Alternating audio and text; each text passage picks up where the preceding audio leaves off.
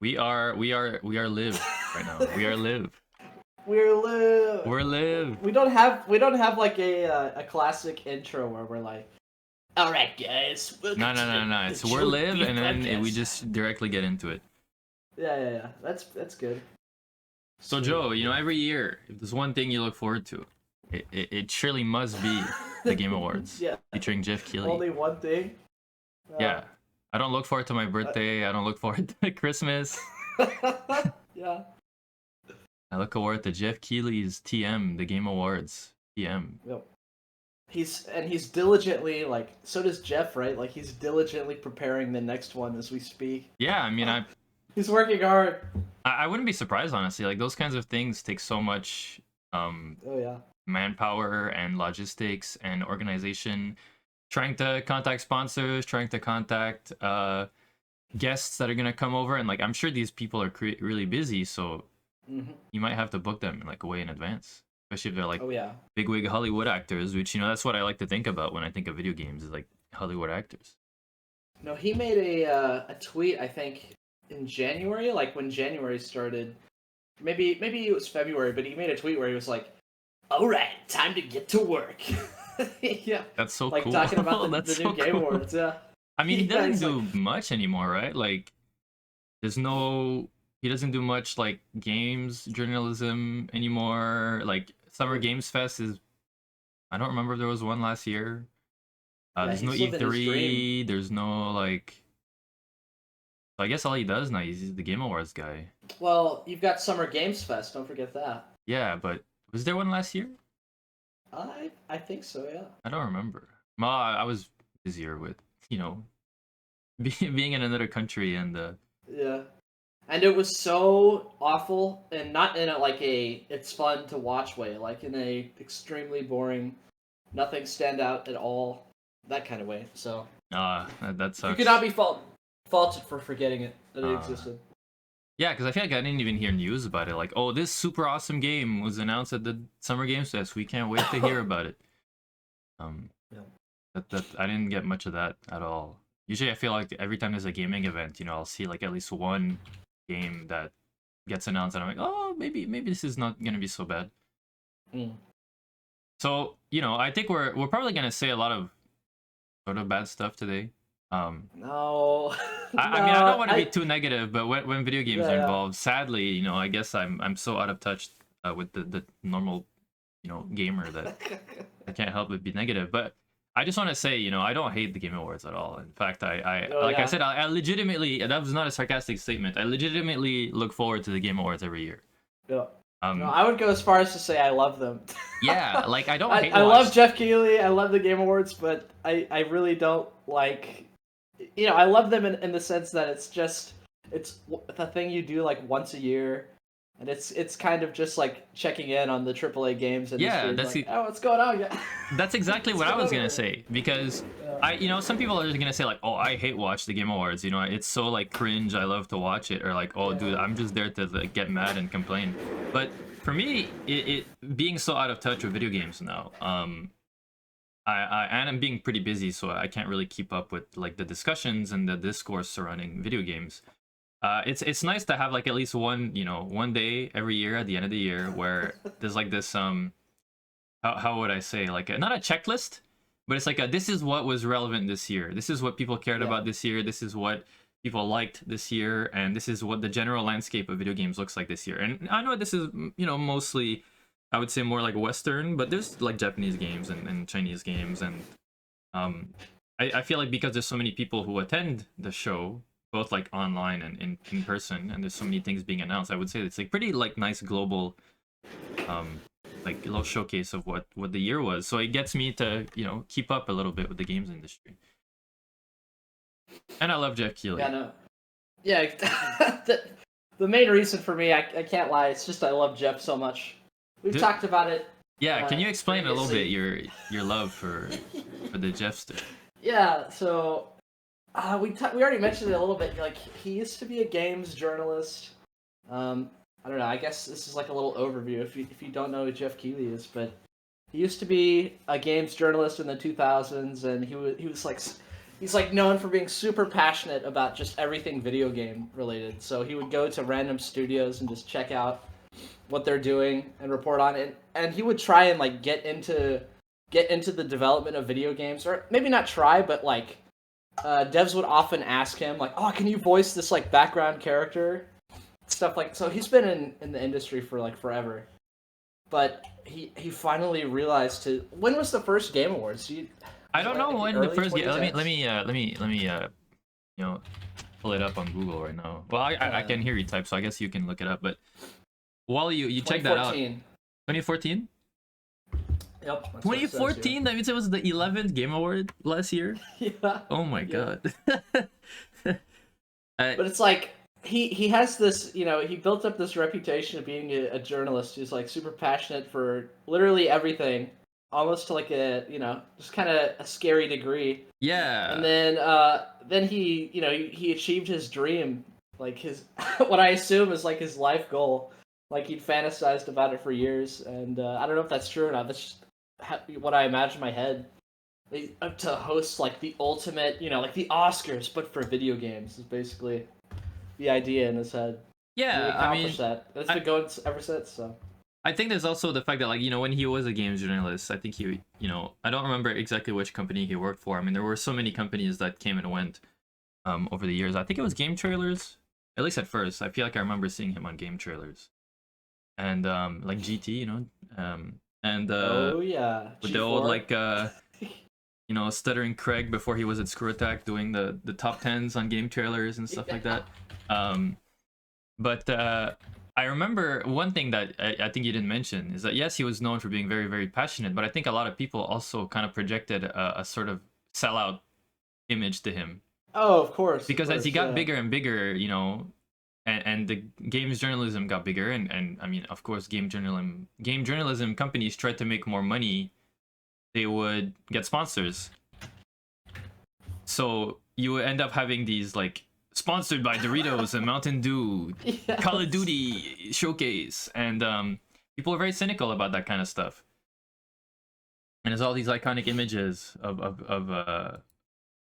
like these like windows of like YouTube videos or like thumbnails that are just like plastered with like ads all around and like in the background and stuff while they're like talking to some sort of like, well, Geoff is talking to a developer or something, and so people would sometimes call him, you know, with the affectionate nickname the Dorito Pope, because I think back in the day Doritos and Mountain Dew were very trying hard to get into the gamer market. Yes, of course. How could I have forgotten Double that? XP. That's the draw of Geoff Keighley, right? Is that he amassed like as many funds as quickly as he possibly could. Yeah, I mean, by any means necessary. Like you said, you know, he accomplished his dream of doing the Game Awards, and you need a lot of money for that. So of course, you know, I'm sure that, you know, being a game journalism pays decently well, I would assume. I mean, I don't know the specifics, obviously, but I would assume that those kinds of jobs, you know, that are big, you know, media conglomerate jobs, even if it's not, you know, TV, or unless you're like on, what is it, like TV? Was it Spike TV with Adam Sessler? That sounds right. And it was on like so old. Yeah, but they were like the first, right? Yeah. And but I assume that being, you know, media related and being like a big, a lot of these companies are like pretty big or part of like pretty big companies. I feel like maybe, you know, I'm not going to say that he's rich or anything. Well, maybe now he is, but like I wouldn't say he's rich, but back in the day at least, I'm sure he had like okay money, but you can't just do like a giant game show like that with. Well, I've paid attention to, you know, a lot of the detractors of Geoff over the years. Well, yeah, you're like his number one defender. Yeah. Well, I don't think he's a perfect, but like everything I love, I don't think it's perfect. I think. Yeah, obviously. You know. But that's what true love is. You know, you accept the flaws. It's like he has such a passion for video games, and he's willing to just wade through all of this mire and muck and just like awfulness that is the AAA industry. Anyways, what I was gonna say is like one of the things his detractors say is like the reason he's able to do the Game Awards is because he inherited, like, I think his dad or maybe his parents own IMAX.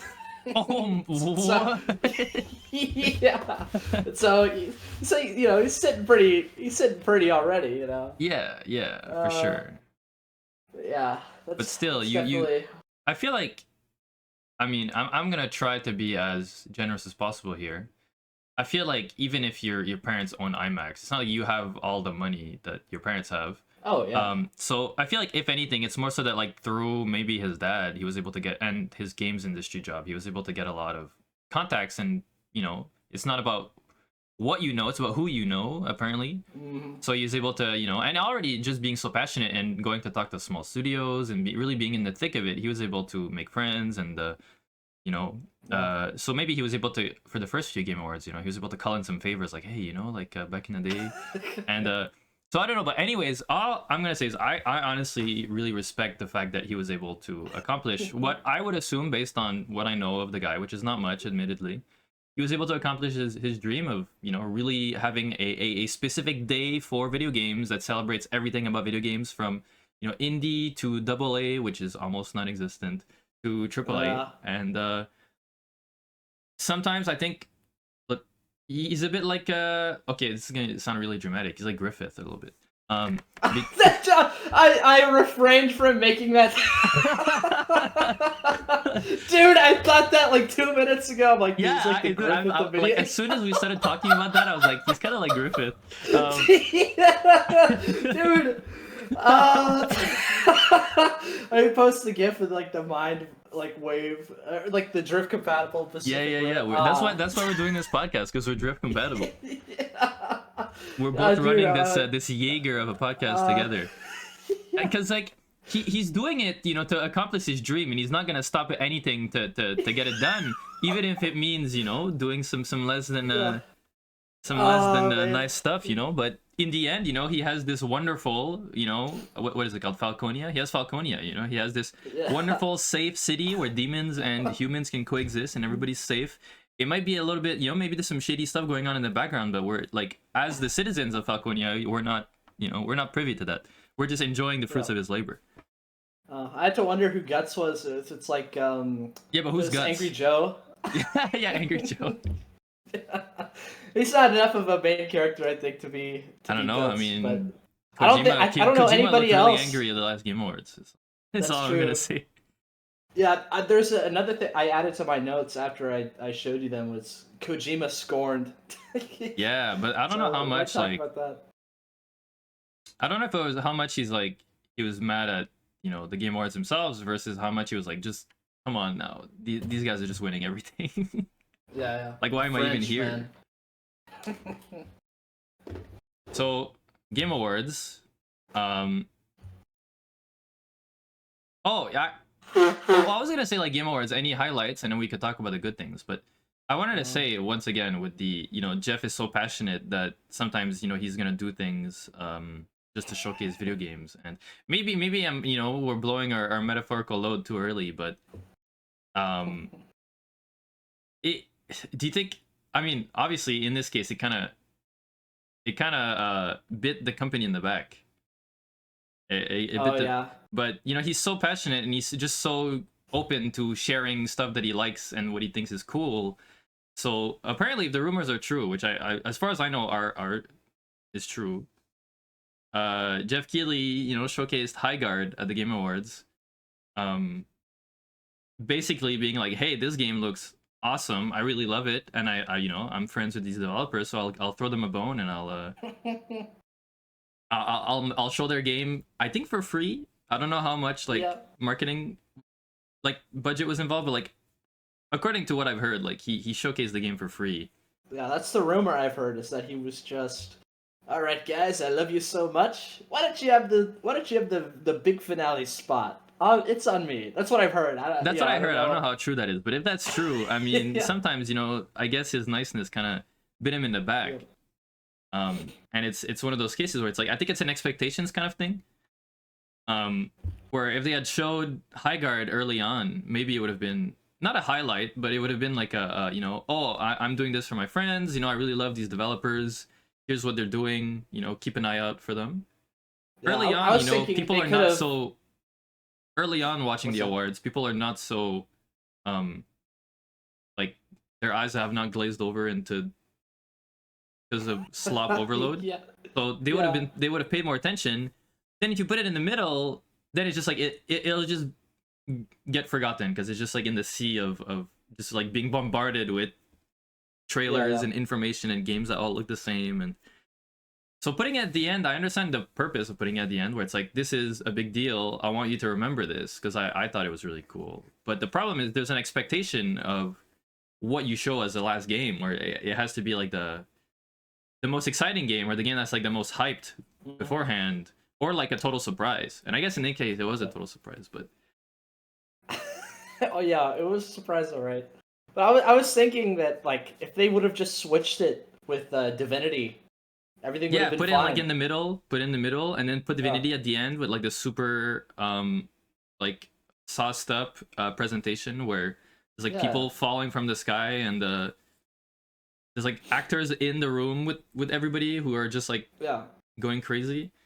It was really visceral and weird, so it stood out. I'm not like a big Divinity fan or anything like that, but it definitely was like striking. So I think it would have fit better To put at the end a final as a final presentation. And then you put Highguard in the middle, but like not in the middle amongst a sea of other titles. You would do like a little like special moment for it. Yeah. As like the halftime show. Yeah, basically it was like the crown jewel and like the synthesis of all, like every AAA cliche or like design board decision. It was like the ultimate synthesis of that. Is what it felt like at the very least. And Like so having it at the end, watching like... Highguard at the end, yeah. It's like you've been like bombarded with all these like AAA games and these vaguely sci-fi but also fantastical first-person shooter games that have like Magitech looking stuff going on, and they have RPG mechanics, and then you're just like, okay, which one is this one? Is it, you know, I can't even I watched a Game Awards actually 20 minutes ago and I can't even remember the names of most of the games that I saw. Oh no, there's a lot where it's just like, I can't mention this. We're gonna be having a podcast is gonna be like 7 hours long. Yeah. So anyways, you they know, all blend together. Everything was kind of blurring together, and at the end you have Highguard, which is just like you said, like everything that we just saw fused together, and you're like, come on, man. Like it probably will be good, but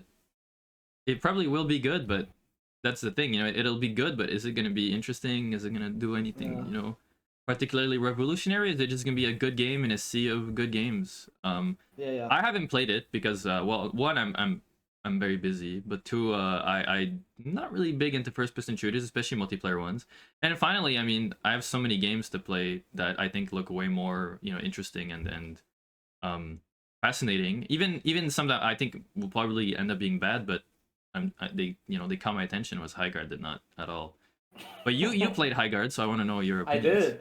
I did. Steam says I played it for 47 minutes, so I don't want to say minutes. That. Yeah, I don't have, you know, the most well-rounded. Yeah, not the most well-rounded. I just wanted to check it out and see, because honestly, I had no interest in the game, but for the love of Geoff, you know, I had to download it. I had to play it, and it's just like we were saying, like there's not any idea present in the game that's interesting, which is, you know, that's a big problem. Like there's no intrigue, right? So the game could be awesome. Like it was a really deep PvP game on the surface, but there were just in the presentation and the ideas that were present, there was just nothing that like grabbed you. So you didn't want to. There needs to be something that like bridges the gap. You know what I'm saying? Is it purely a multiplayer game? There's like no story. Yeah, it's a PvP objective based game where there's like a siege mode where you gotta get a tower and like break down the opponent's fortress and get in and blow them up and stuff. Yeah. Do you think it's an objective based shooter? Do you think that if it did something maybe like I mean once again I'm going to talk about a game I know nothing about, but just this is just based on like what I've seen, something akin to Helldivers, where as far as I know Helldivers is a multiplayer game as well, but it has that personality to it of the, you know, Starship Troopers thing, and every time they update the game, it has like a little in lore explanation where like the story of the game continues. It's like, oh, I think it was like there's aliens, but then we defeated the aliens, democracy wins, and now there's like Yeah. evil robots. So it kind of has this like through line of there's a little bit of a story going on that kind of helps with, you could like role play a little bit, LARP a little bit as you play, and Yeah. No, just give. that's a great point. Because it sells a fantasy, right? And like fantasy in the sense of like an actual story, like something to, I don't know, something that's at least interesting to your brain that it can hook on and say this is interesting. And then I Yeah, can like be a part of it by playing it. because But Highguard like employs fantasy in the sense of just like aesthetics, where it's yeah, like, yeah. dude, there's magic, there's like giant bears, there's like a guy with a sword, and he looks awesome. It's so cool. They don't tell you anything about the game, the characters, the world, or anything like that. It's just welcome to like I think back to even like Unreal Tournament, right? Like these old if you want to go back to like the roots of PvP games like Quake, Unreal Tournament. Unreal Tournament specifically, it's like it sells you on. It's like welcome to the Unreal Tournament. We're all competing. There's this whole Yeah, there's like these big deal factions, campaign. these factions, Yeah, and it's like a tournament where everybody kills each other for sport in like this evil like mega corporation kind of thing, and whoever wins the tournament gets to basically just not die and become famous yeah, because it's like it's almost like a reality TV thing. yeah. So there's a little hook there. With Highguard, there's just nothing. And you struggle. Like they put all the time into these designs that you could argue clash with each other and don't make any sense, but they put a lot of time into them still. Yeah, well, that's And what like every time I talk bad about a game, I always want to I always want to yeah, say that I think like the developers always do like pretty consistently good jobs. It's not, I'm not against the developers. I'm against more so just like the idea of the game itself. Like the game seems well crafted. It seems like there's a lot of effort put behind it.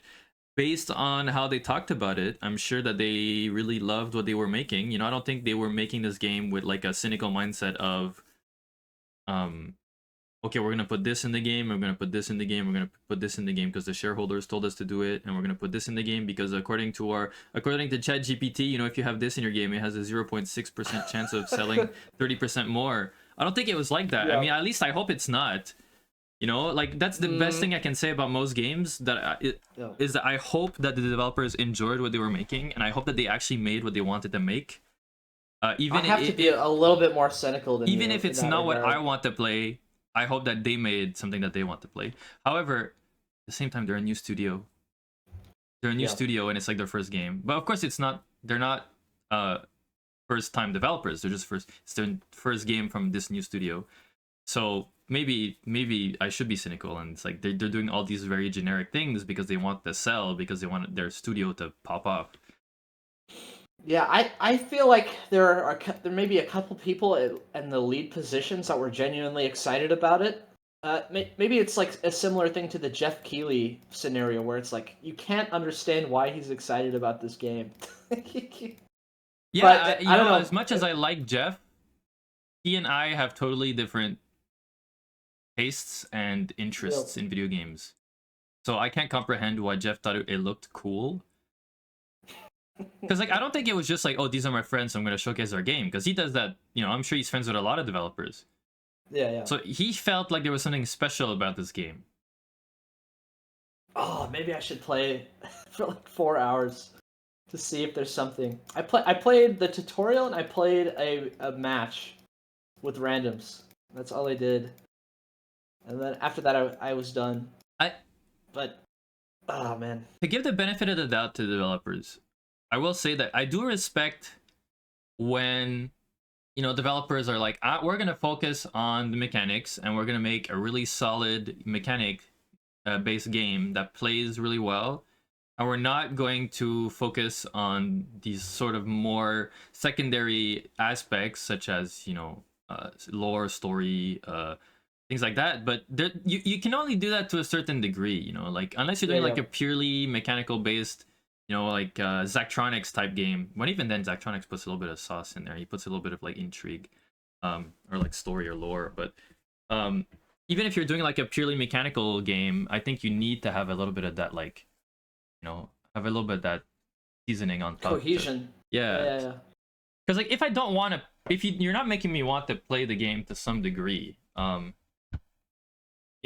if your mechanics are the best, I'm never gonna experience those mechanics because I'm never gonna get hooked in the first place. Yep. Yeah, no, that's definitely how it feels. You're a chef, right? So I don't know, the saying "you eat with your eyes." I think it applies to games too. Yeah, definitely. Where, uh, you know, you're wanting to see the vision that the developers had, and you want to see that, like, they think, oh yeah, this is a cool idea. This blends really well. This looks amazing. I want to live out this fantasy or whatever. And you don't get that feel from Highguard. Mechanically maybe you do, where it's like, oh, check out these awesome. We've got all these objectives and all these game mechanics that are mixing together, and this is really cool. But art-wise, visuals-wise, I don't think anyone.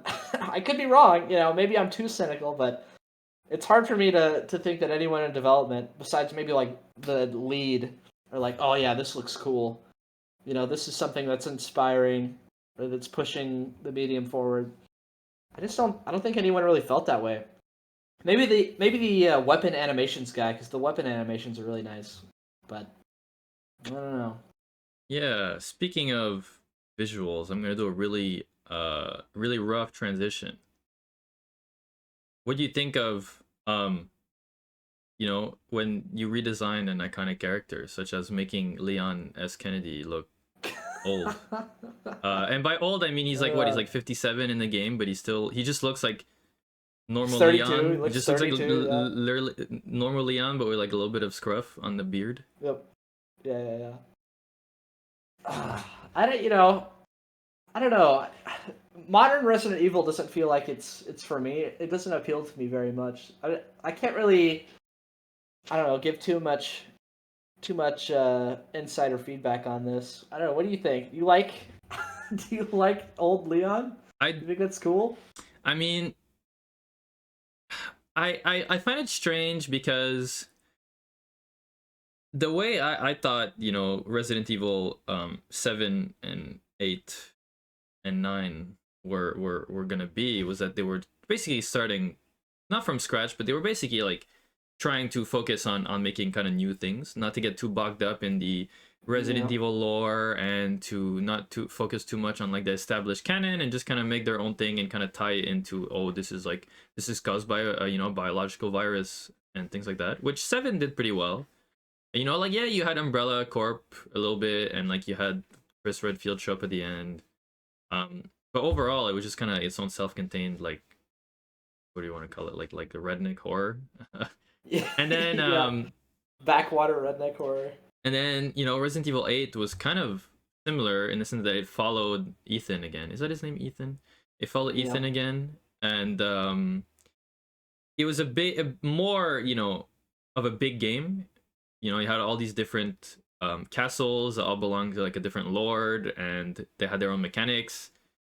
And it was more like not open world, but like semi-open world, in the sense that like in between the maps, I think there was like a little place you could explore a little bit, with like werewolves and stuff. So it already felt like, if Resident Evil 7 was like a game that takes place in one house, Resident Evil 8 took place in like an entire county with like 3 mansions. Yeah. So it's already way bigger.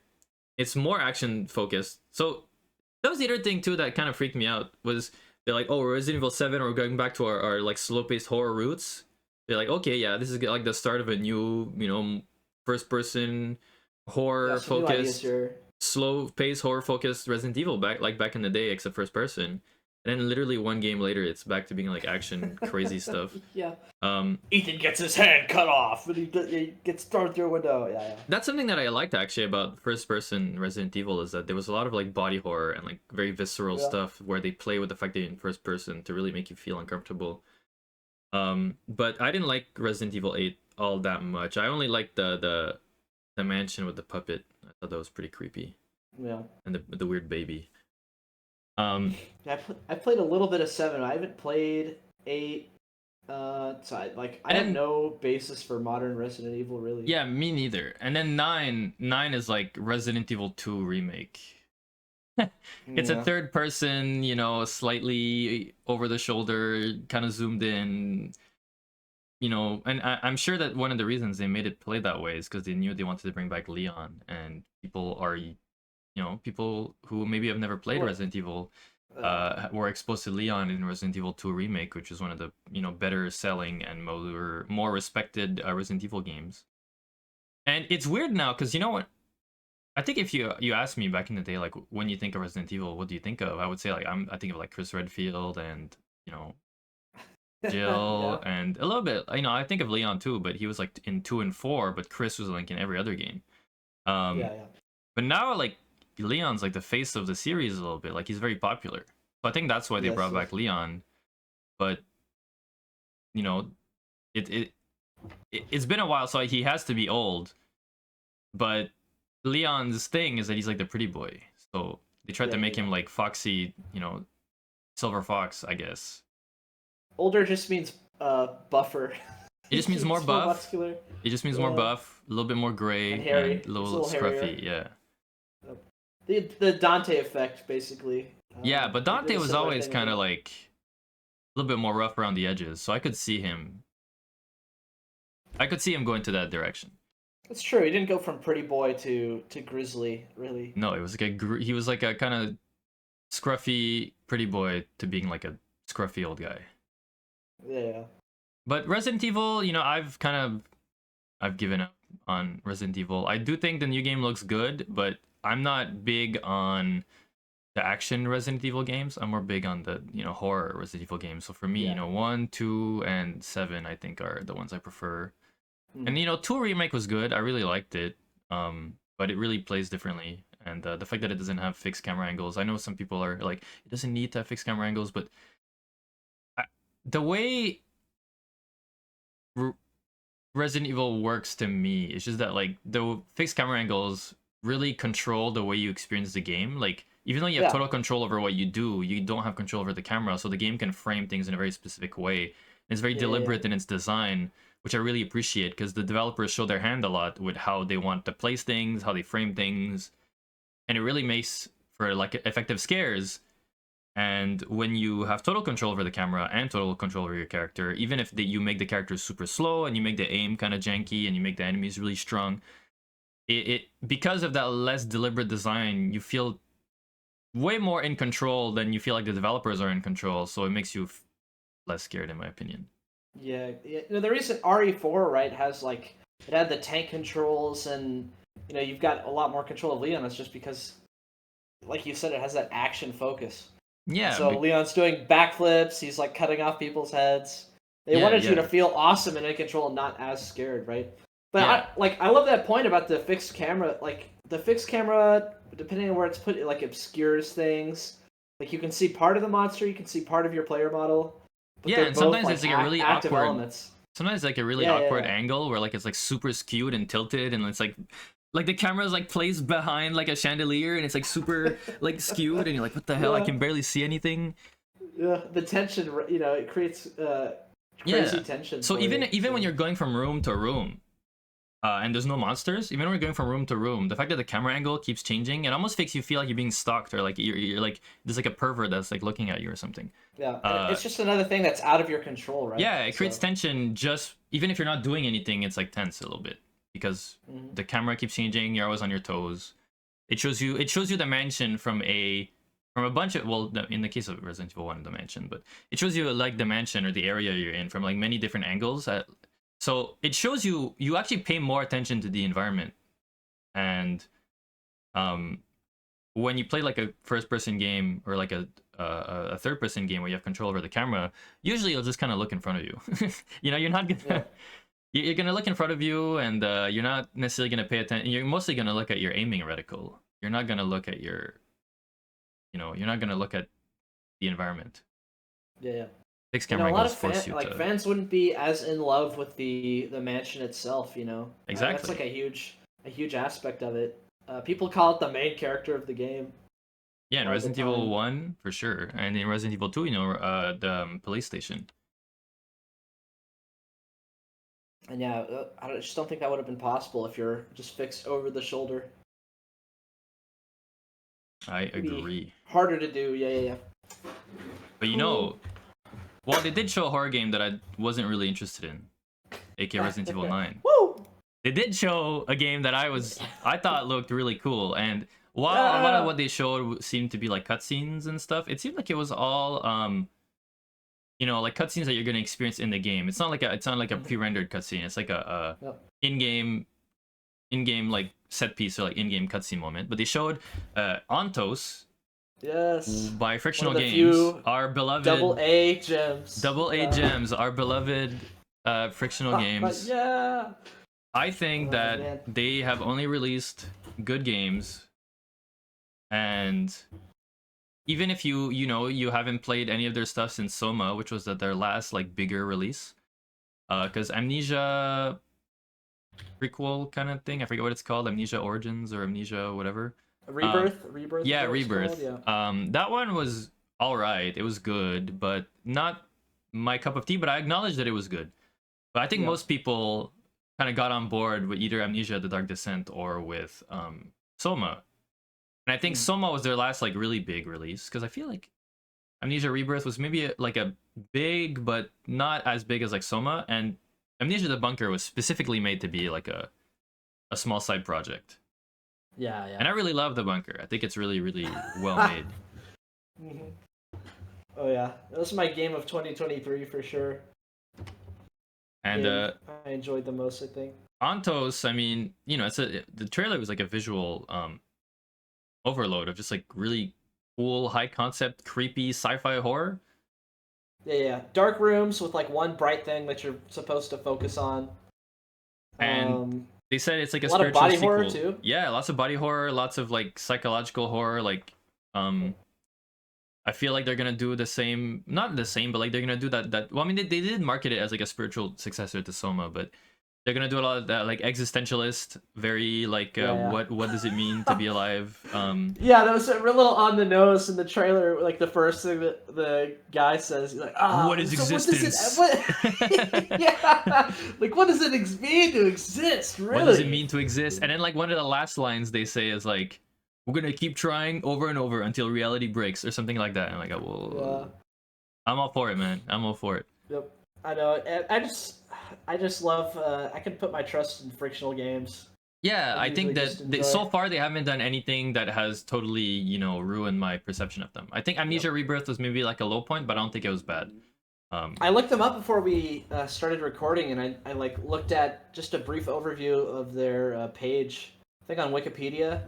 And I scrolled down a little bit. It said number of employees 35, and That's smiled. right. Let's go. A small studio, AA. Yeah, AA, baby. And I was reading the Steam page for Ontos, and seems like the game is gonna have a little bit of a Buddhist and Buddhist and like Hinduist. Forget the name of the. I don't want to be.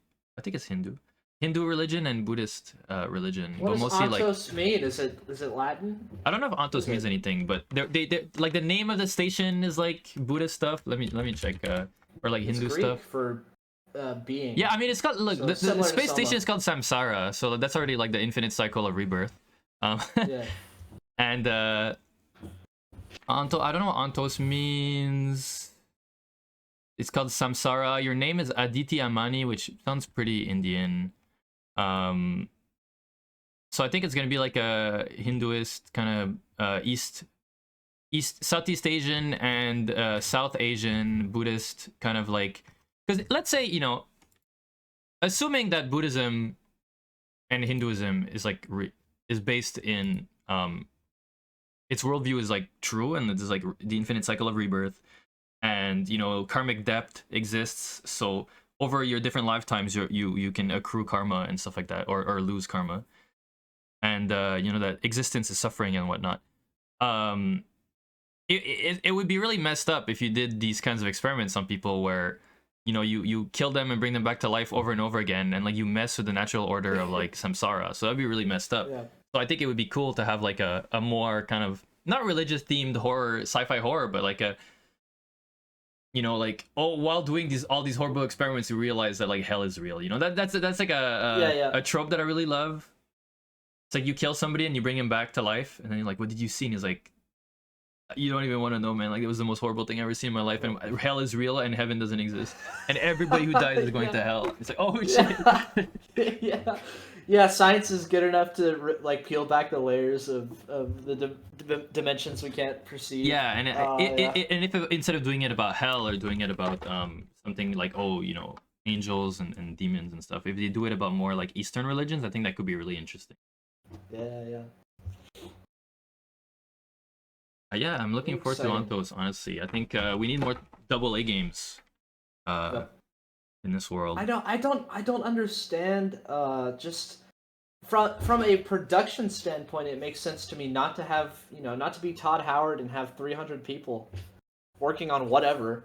Yeah, no, definitely. I think that even if you want to make the biggest, greatest, most amazing game ever, you would think like, oh, because we want to make the biggest, greatest, most amazing game ever and our budget is huge, we should have a lot of employees.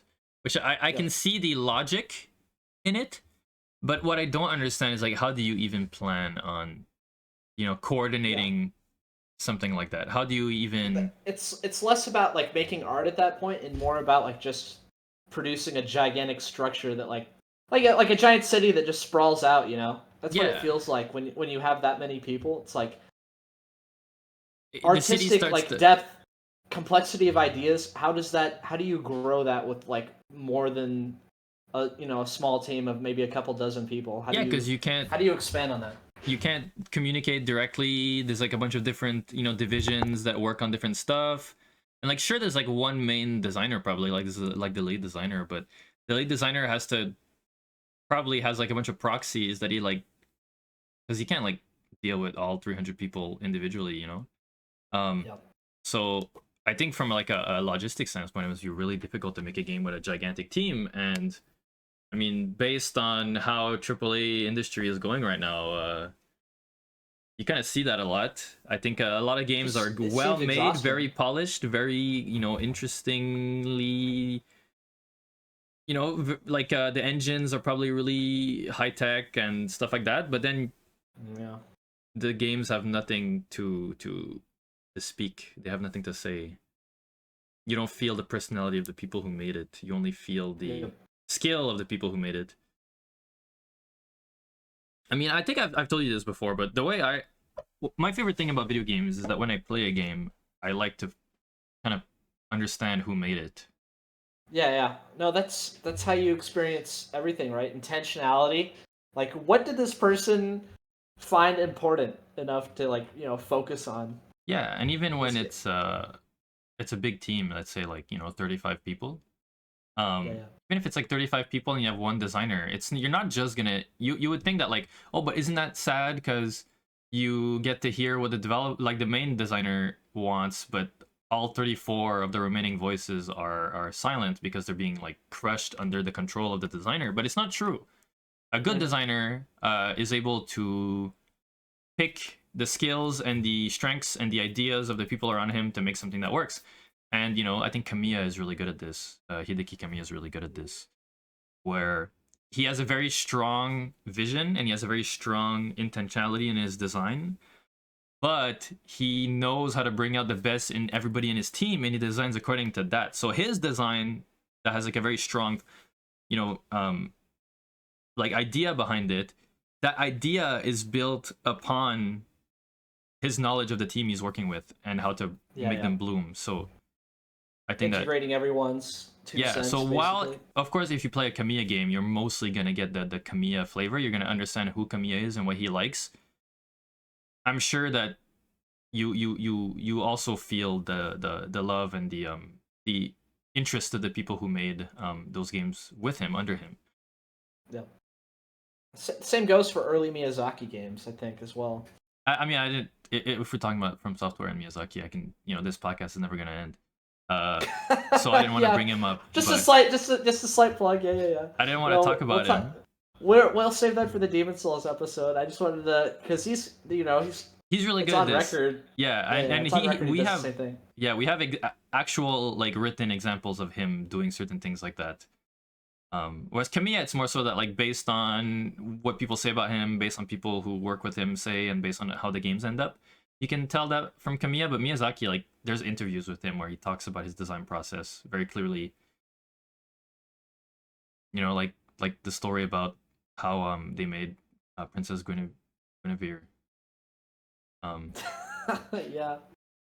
He said, I didn't want those, but the artist. The artist just loved it so much, and Yeah. he couldn't. The artist thought it was amazing. And at the I same think they, time, it they does build fit. lore around it. What's up? They build lore around it too. It's Yeah. crazy. With like Tarkus. That's right. I love that kind of stuff. Oh. Anyways, intentionality in video games. Something to appreciate. Absolutely. Very extremely rare. Extremely rare in the Game nowadays. Awards. Yeah. The teams are too big. And not just the teams are too big, even when it's not necessarily a big team, you have to answer to shareholders too much these days, because Yep. it's a lot about profit and about making a return, which I understand. You know, profit margins are really small in a lot of industries. I mean, in the restaurant industry, I'm just gonna do a quick tangent, but in the restaurant industry, like even if you're a very, very, very, very successful restaurant with a famous chef, and you know you have like 3 Michelin stars, and you're super well known, and you know people will go on a trip to a certain country just to eat at your restaurant. Profit margins in the restaurants are so small that sometimes you have to sort of. Sometimes you feel like a sellout. Yeah. You have no choice. You're like, okay, you know, I'm gonna do this really avant-garde food, but at the same time, you want to keep it not so avant-garde that people are put off by what you're doing. You have to get butts and seats. Yeah, I mean, it's like I struggle with this a little bit, where I'm not somebody who drinks a lot of alcohol. And if I ever have my own restaurant, you know, I would like to serve, you know, some alcohol, of course. I think that in the right context, done in the right way, you know, paired with the right food, it can be really amazing. But I don't want to have like a wine list for the sake of having a wine list. Yeah. But the thing is, wine and alcohol is one of the easiest ways to make money as a restaurant. Because there's no labor involved. Like what you're doing, you're just selling the wine. So you buy the bottles at like whatever price, at the price that the winery is gonna sell it to, but then you upsell it like crazy, which is what every restaurant does. Wine is super expensive in restaurants for that reason. A friend of ours recently posted like he had just like a glass of beer and it was like $30 or something. Yeah, I don't know about that. No. But insane. Yeah, it's crazy. But alcohol in restaurants is always really, really, really upsold. Like actually crazy amounts of like upsold, especially if it's like a more famous bottle or like from a famous winery. But wine is a really easy way to make money in a restaurant. But I don't want to have a wine list. I just want to do wine pairings where I have specific bottles in mind, and you can't just be like, I want this wine. So I would be like basically sacrificing money. I would be like throwing money into the fire to not have a wine in my restaurant. Yeah. And I feel like probably a lot of developers feel that way, where, you know, if our game is less than, I don't know, 20 hours long, people are not going to want to play it because they don't think they'll get their money's worth. So either we have to make a really, really good game that's like 19 hours long, costs like $2, or we make our game bloated and it becomes like 25 hours long, and then people are willing to pay like $30 for it. It's like, you know, the evil hand of money, I guess. Productivity, and then the answering to shareholders growth. And making money, because it sucks, because like, you know, it's the endless conflict of art and product, I guess. You want to be able to make what you to make more. Yeah, you want to be able to make what you want to make, but at the same time you have to be able to make money, just like the Street Fighter movie. Which I believe is 0% art and 100% product. Yeah. But I just wanted to bring it up. It's just like this really weird thing. Just like it can only exist as, yeah, like you said, just this strange product. But like all of these different marketing managers coming together, and like they don't usually work with each other, and they come together and create this very strange, weird thing. Yeah, it's like, you know, I can already see in my head, you know, there's like a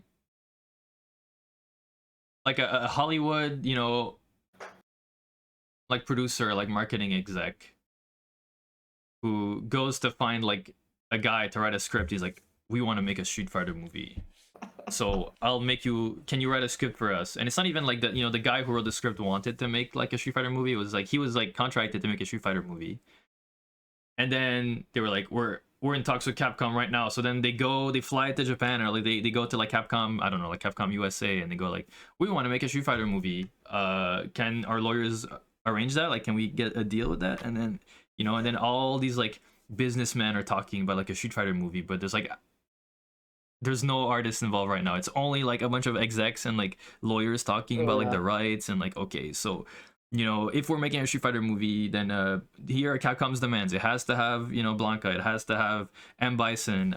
We want at least 3 famous wrestlers in the movie, because we know that it's gonna make money if there's wrestlers in it. And wrestlers are like martial artists, so it kind of works, you know. And crazy. Yeah, it's exactly what had to have happened. I just wanted to bring it up just because watching it. Yeah, when does it show up? Like hour 2 of the Game Yeah, it shows up Awards? like a little bit after the halfway point. Yeah, so you're already like starting. Your brain is just frying already. Your brain is And then frying, that and then you shows hear up. like the trap beat, like these like trap beat hip hop musics, like with like super bass boosted, like from Capcom, and I don't know who the director is, because I don't think even they say who it is. Well, This Street Fighter you get movie the idea. featuring this wrestler and this wrestler and this Hollywood AAA actor and Jason Momoa and this lady who's Chinese. I don't know her, but I don't know, but that's Chun-Li. And yeah, and they all stand on stage awkwardly. they all stand on stage, and like you can tell that like maybe like 2 or 3, like they, you know, I mean, the wrestlers, they know like their job to be on stage, and like that's why I think mostly the wrestlers are the one who speak, and everybody else is kind of awkward about it. Yeah. Oh man. Like how must you feel if you're one of those actors on stage and you're just like, I'm in the Game Awards right now, advertising the Street Fighter movie that like nobody clearly gives a shit about. Yeah, and then we haven't even like finalized the script for it yet. We're out here on stage.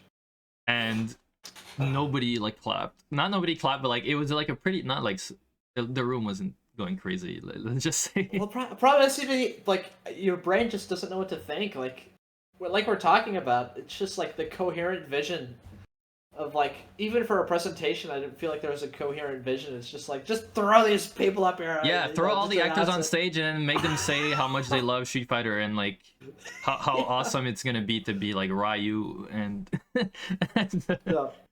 It was so weird and out of left field, and it's like, if that's all the Game Awards was over and over again, like, you know, you'd get used to it, and then people would be able to clap for it. But that's what they do for game trailers that are like totally mind numbing. Yeah, but that was just so strange. But I think that the game trailers that are all like mind numbing, that's like expected. Like, yeah, exactly. Okay, you know what? I'm gonna give this to the Game Awards. It's always able to make something happen that I never thought would happen, and it always blows my mind, but maybe not in a good way. Yeah, no, that's why I love it. It's part of the reason I love it. Yeah, I always you got like the God of War guy from a couple of years ago. He just talks forever.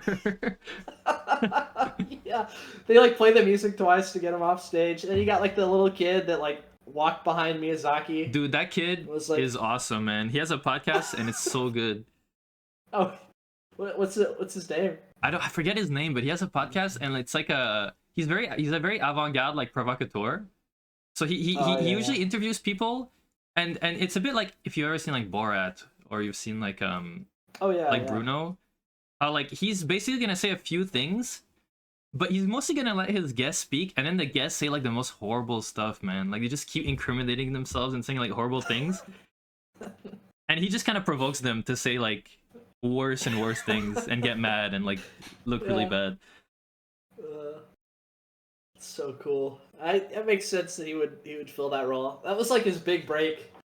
Yeah, but apparently he's been walking, doing stuff like walking that for by a while. Miyazaki. Like he went to like sporting events, and every time like the Jumbotron would show him, he would like pull out something, or he would be in like public places or like protests, and he would like annoy people. Like apparently he's been doing that for a while. So I guess he's been a provocateur all his life, and he's young, man. Like he's super young. Oh yeah. He's like 20, yeah, like early 20s. I think he's early 20s, and when he did the Game Awards stuff, he was like maybe 17 or 18. Hey, Martin. It's wild, man. It's wild.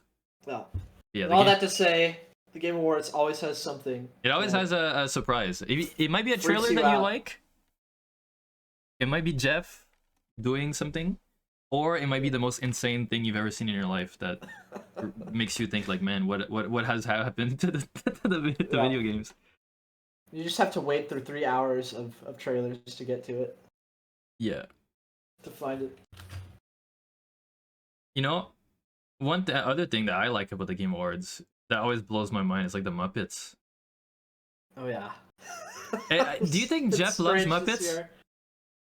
I think that might be the understatement of this podcast. Do you think Geoff loves Just say- Muppets? No, but Of like, course. what if it turns out that like Geoff doesn't actually like the Muppets, and it's like a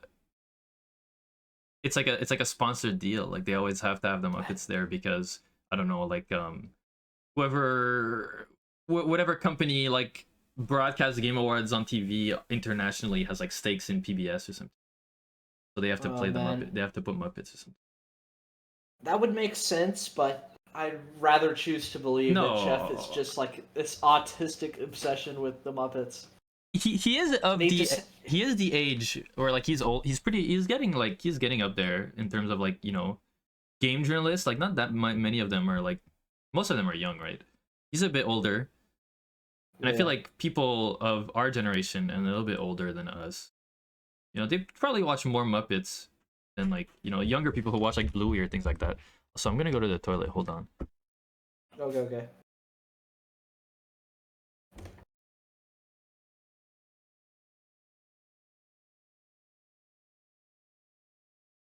Geoff and the Muppets. No, I wholeheartedly think I 100% think that he's doing it out of a weird obsession. I don't know. You need like an investigative journalist to really crack open the case on it to find out whether or not he's he's being paid by, I don't know, who owns the Muppets? The Muppet Company? I think it's the Muppet Company. Just the way it is integrated into the Game Awards. Every single year, they do a different spin. This year it was Mrs. Piggy.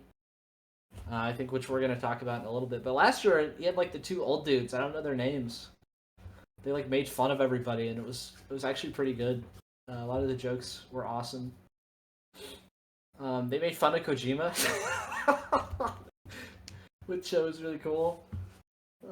There's that gif of him just like, it looks like he's like crying almost. I don't think he is, but it's really, really cool.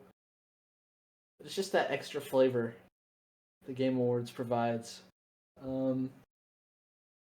Yeah, I don't know. I need to go back and watch the earliest Game Awards to see. I need to find out like the first year the Muppets appear in the Game Awards.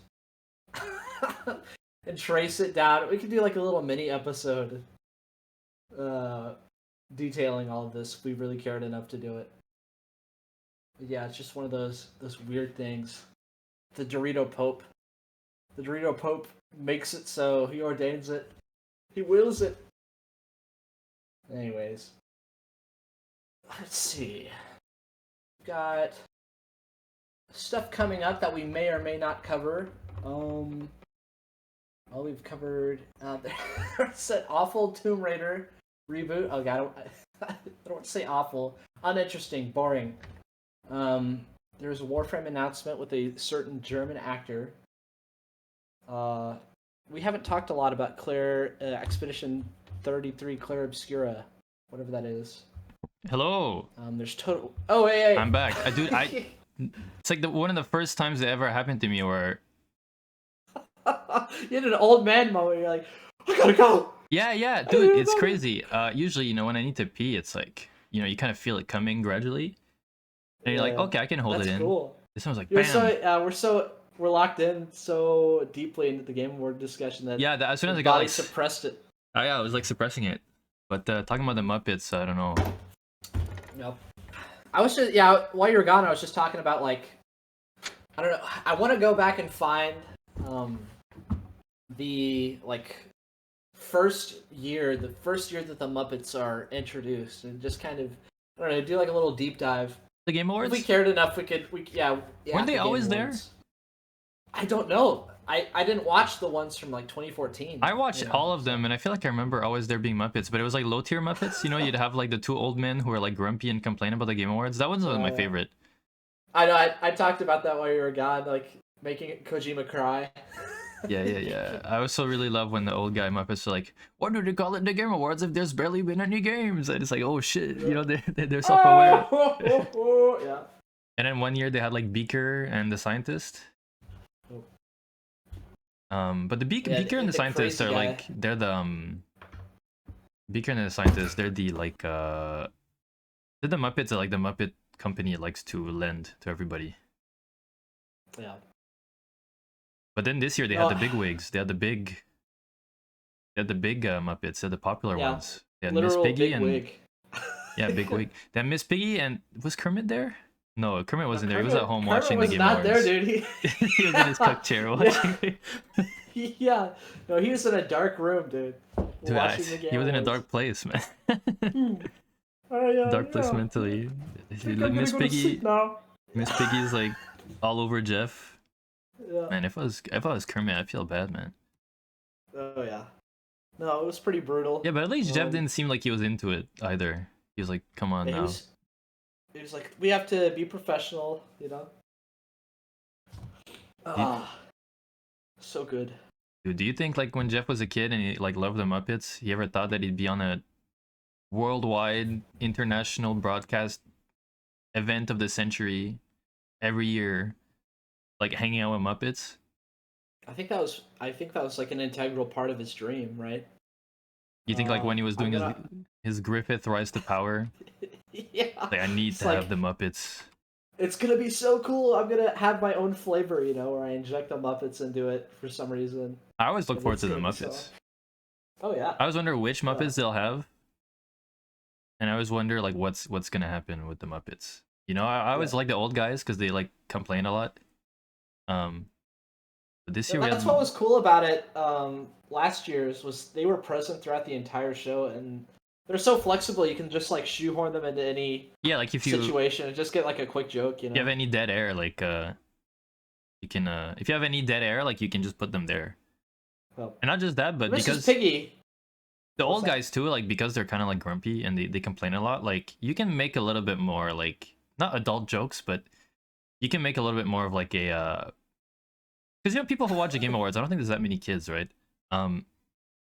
So having like the kid friendly Muppets, it's like who nobody cares, right? It's like, oh, this Muppet, like Beaker and the Scientist. Like the Scientist talks a little bit, and then Beaker can't even talk, right? And like Miss Piggy, I guess she's a little bit. She was wearing like a sexy dress and stuff. But the old guys, I think they're the ones that have like the sense of humor that fits the older people who watch the show more. This guy like Elmo, and I was like, "Oh, I love you, Geoff. You're my best friend." It's like people are gonna roll their eyes, right? Yeah, Jeff's tired eyes as he like. Oh, Geoff, are you tired? It's okay to be sad, like it's a lot of work. It's okay to be sad. Yeah. Yeah, exactly. Yeah, no, the old guys are my favorite, and you can put them in wherever in the show. For Miss Piggy this year, it was like there were like 3 or 4 moments maybe throughout the entire like 3.5 hour. Yeah, but Miss Piggy, she's a diva, man. I'm sure she's expensive. Oh yeah. You can't. Every time she's on screen, it's a lot of money. Yeah, and it's Geoff paying the Muppets to use them in his show, not the other way around. He's for sure just like, how much money do you want for Miss Piggy? Yeah. You think he pays directly out of his pocket? Like he doesn't even use the Game Awards money? That's what I'm going with. I mean, that's what I wish, man. That's what I hope for. Yeah. It's worth it. When I was coming back, I heard that you were talking about my guy Werner Herzog. Yeah, I was going through just kind of like the overview of stuff we haven't covered yet that we might cover. It was something Yeah, a that certain German actor. blew my mind. Yeah. Because like Werner Herzog is very serious, very deadpan, very world traveled guy. He's a movie director who is also an actor, and he's done Yeah. some very celebrated works, and he's like highly respected by everybody. And Yeah. he's like really scary, but also really like funny. Yeah. I think you can like describe him like he's simultaneously enchanted and also like disenchanted at the same time. Yeah, That he's makes like the any sense. most like not doom pilled, but like he has that like very German point of view of being like super serious and very literal. This is and, absolutely horrible and terrible. Yeah, like You nature know, he's not afraid is to like say things nature that. is not beautiful. Nature is actually horrifying, and like it just Yeah. things eat each other, awful. and it's awful, and we're so Yeah, like the birds are not Fitzcarraldo singing. documentary Birds are where not he's like the singing. birds. There Yeah, is a symphony of They're screams screaming. and terror. yeah, they are in agony. But at the same time, he's like, oh yeah, I'm gonna play in like that random Star Wars show and like hang out with a little baby Yoda puppet, and I'm gonna do the Warframe announcement. Yeah, for a free to play game, you know that's. Do you think he likes the lady that takes care of Warframe? I like that lady. The registered That lady's losers. cool. Yeah, no. Like an arrow got shot through my heart when she said that. I was like, oh my goodness. 28 I'm one of million those registered losers. Yeah, I don't play Warframe, but yeah. I think it's so cool. I think it's slight tangent. I think if you're a community manager for a video game, it's very good to really understand your demographic and the people that play your game. So having this lady who, at least as far as I can tell, is like a very big like nerd, I guess, who's also big into like internet culture and understands internet culture. Like she doesn't seem out of touch at all. Yeah. It creates almost like a bond. Like, oh, she's just like me, but like not in a superficial way. Yeah. And if people who play Warframe have a humiliation fetish, then being called losers live on on TV in front of like millions of people. That's like the perfect form of humiliation because it's not like directly targeted at me, but it kind of is. So. She didn't meant to say losers. She just wanted to say users. Yeah. You can see her face like reset, and she realizes what she just said. Like, oh. Yeah, no. I forget what year that was. That was like 2017 or something when she said that. Yeah. It's a while ago. But Warframe's been around for a long time too, so. Yeah, I don't know much about Warframe, honestly. Neither do I. Third person, free to play, grind till your balls fall off or whatever. Yeah, I mean, maybe Werner Herzog likes it too. I don't know. Maybe he was just hired to do it. I really hope that he's like secretly a Warframe lover, but I really doubt it. Do you think he has like one of those skins? Do you think he has like one of those skins that has like the sexy butt and like? Because there's some sexy Warframes.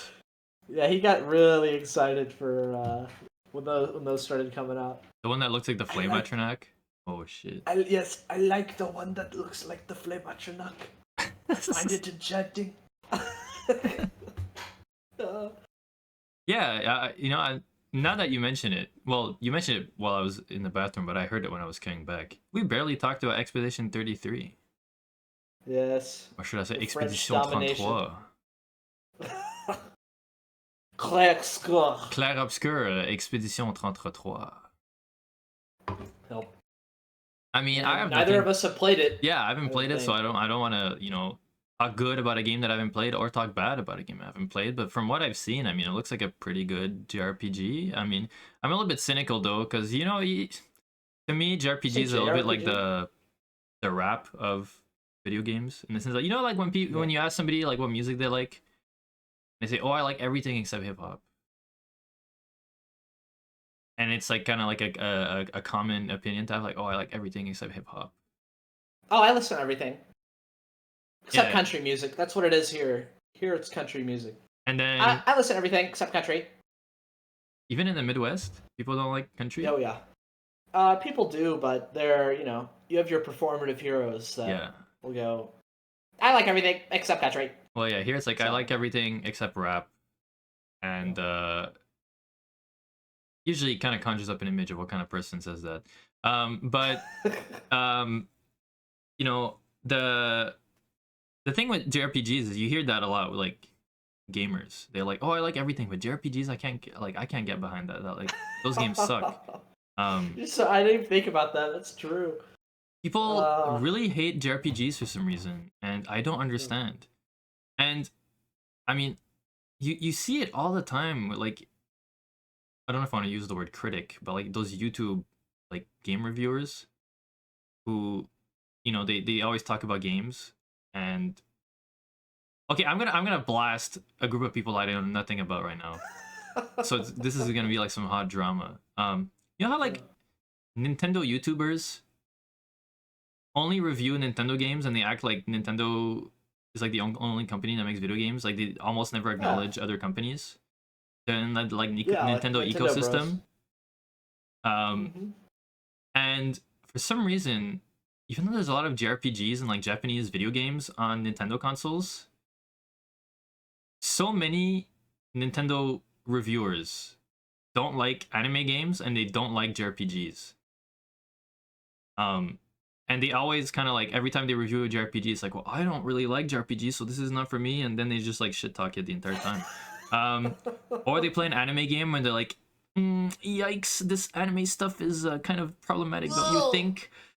And I Oh, guess, I've seen that with Xenoblade so much, so much with well, yeah, well, Xenoblade. Xenoblade It's is a like, JRPG and it's an anime game. yeah. I mean, to be fair, a lot of That JRPGs are anime games. So, anyways, it my was. very cynical take on Expedition 33 is that it's a JRPG that is not an anime JRPG. Yeah. And so people are already more likely to want to play it. And then on top of that, people always say that JRPGs are boring because just selecting options in a menu. Um, and but then the way that Expedition 33 fixes this problem is that even though you're selecting options in a menu, when you attack an enemy, you basically have to press a button to make the ability more effective. So it's like there's like a little timing slash like rhythm thing going on. Yeah, yeah. And when enemies attack you, you can parry or like block the attack if you do it properly in the right timing. So it makes it for a more dynamic combat system than just selecting options in a menu. Except that so many JRPGs do that. I was about to say, I'm like, Like the Mario and Luigi oh, RPGs on like the Nintendo DS and the Game Boy with Superstar Saga. Um Not Superstar Saga. Is it Superstar Saga?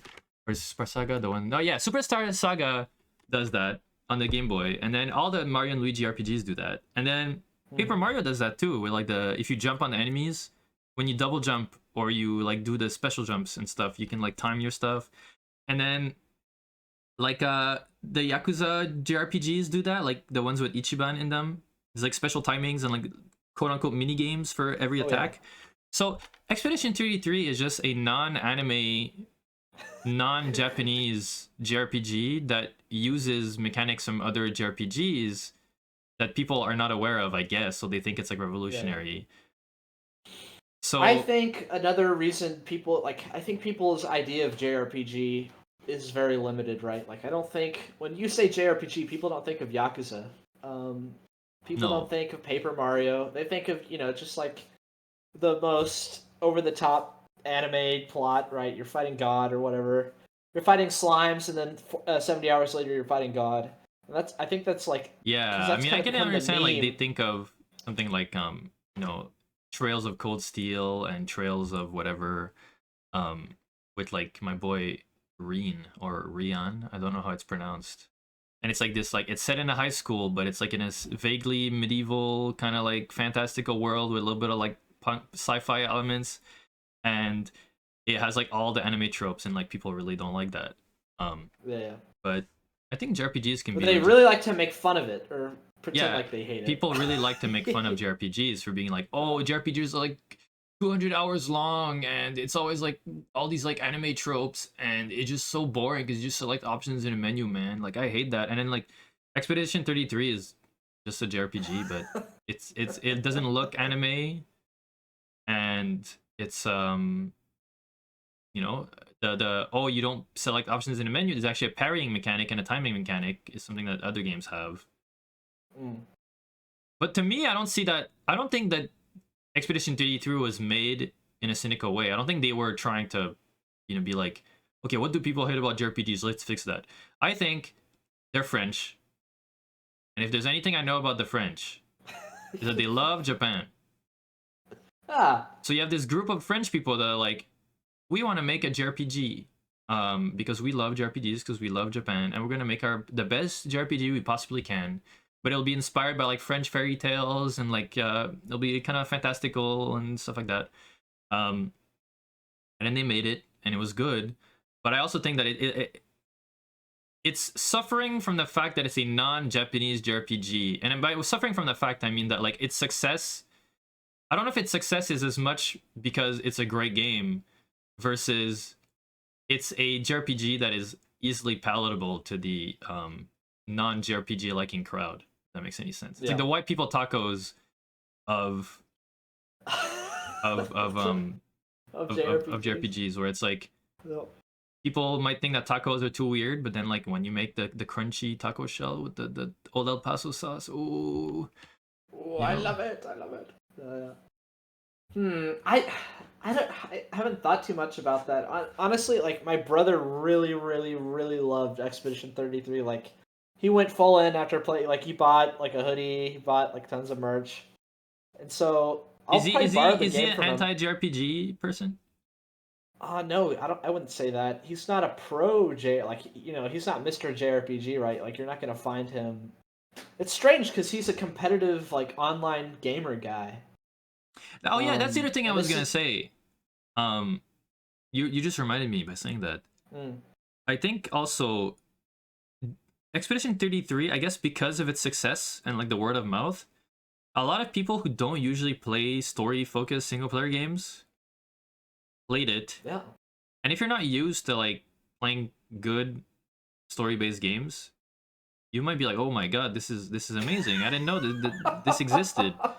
I didn't even think about that. Yeah, like the vortex effect. It's like there are single player games that are. This is awesome. There are single player games that aren't boring. You just play Counter-Strike for your whole life, and you play a single player game and freak out. Yeah. Oh man. Yeah, that's what happened. It blew his mind. Yeah, but so he's based on the reaction people have been giving to the game. I like to think that it's a very good game. Because you can play a really good game and be like, that's it, it was a good game. I enjoyed myself. Time to not care too much. And then sometimes, you play a really good game, it just grabs your attention for like months. You're thinking about it. You're thinking about it all the time. You want to buy merch. You like to look at fan art of it. You can't get enough of like people talking about the game. So I think only truly special games do stuff like that. I'm sure that there's something special about Expedition 33, probably because the developers were so passionate and in love with what they were making that it just ended up being a really good game. Because according to what I heard, it was it was the first time guy who had never made a game before, who had a really good he thought he had a really good idea, and he had this thing that he wanted to make, but he had no experience and he had no contacts. And over time, he was able to, recruit a team, and they all worked together to make a game. And apparently, because the guy didn't necessarily have that much money, at least to my knowledge, at least at first, a lot of it was just like people being genuinely interested in making the game. And they all worked towards doing that. And I think there's a lot of like ex-Ubisoft developers, like ex-Ubisoft France developers who worked on it. So you have like some like industry veterans. It's double A, right? It's like it's double A. It's like 30-something people, maybe. Yeah, I think it's like a decently big team. I mean, just based on how many people wearing berets you had in the audience. Oh, that's true. It's a decently big team. decently big team of, industry veterans and maybe people who had been working on a game for the first time. But what really I think fascinates me is that, as far as I know, the director slash main lead designer was a first time guy.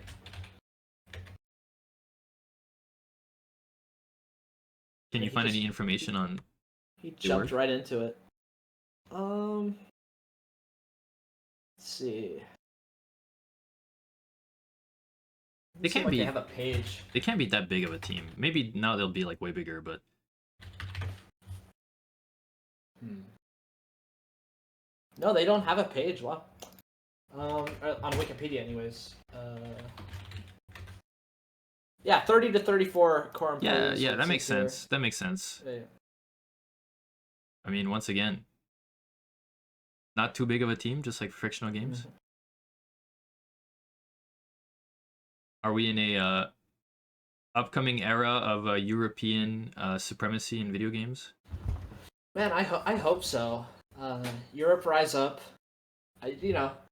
Just more double, like we were saying earlier, just more double A, please. I think that's something you Would see be more in good. Europe actually lately. No.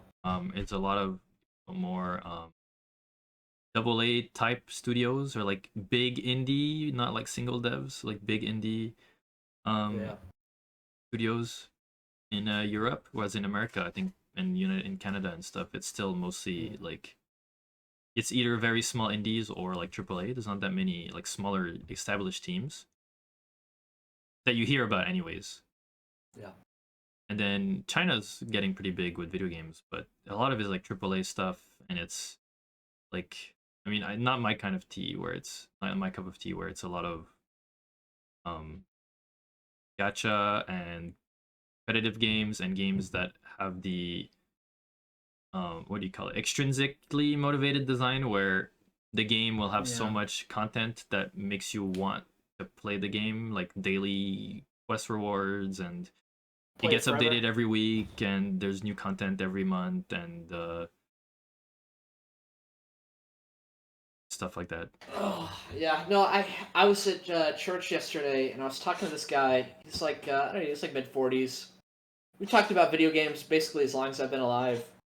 Um, but for the past like couple of years, it's just been Genshin Impact for him.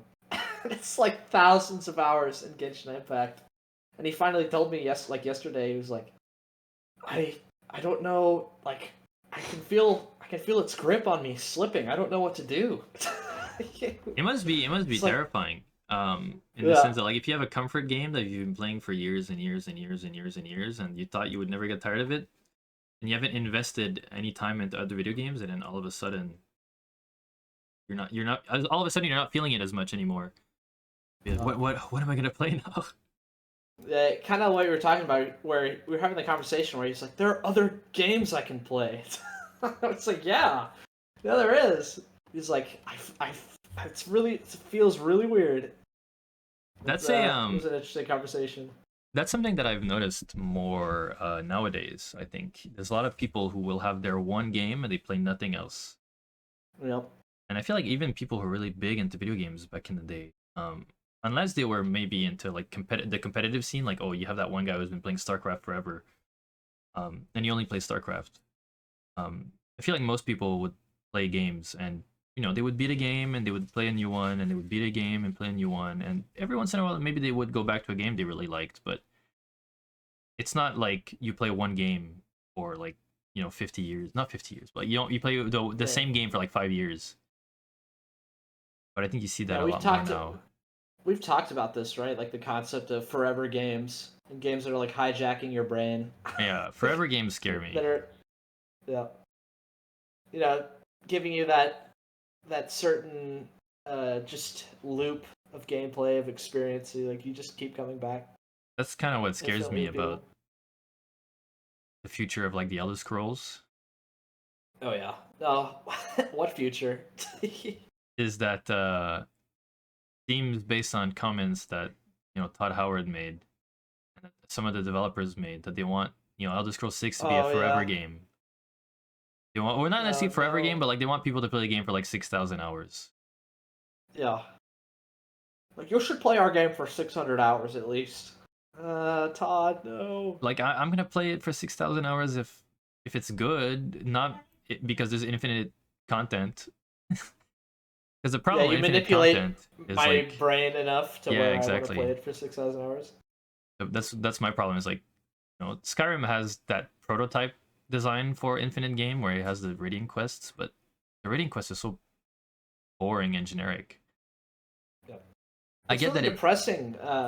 We said we weren't going to get like too cynical, but it's only but been what's cynical really so far. depressing, yeah, yeah. What's really depressing, I think, is like a lot of game designers or at least investors are like looking at social media and just how you can acquire like as much time out of people as possible. People are like looking at that The and saying intention like, how can economy. we, yeah, how can we get this to work in a video game format, uh, where a video game just becomes like the goal is to just take your time as much as possible.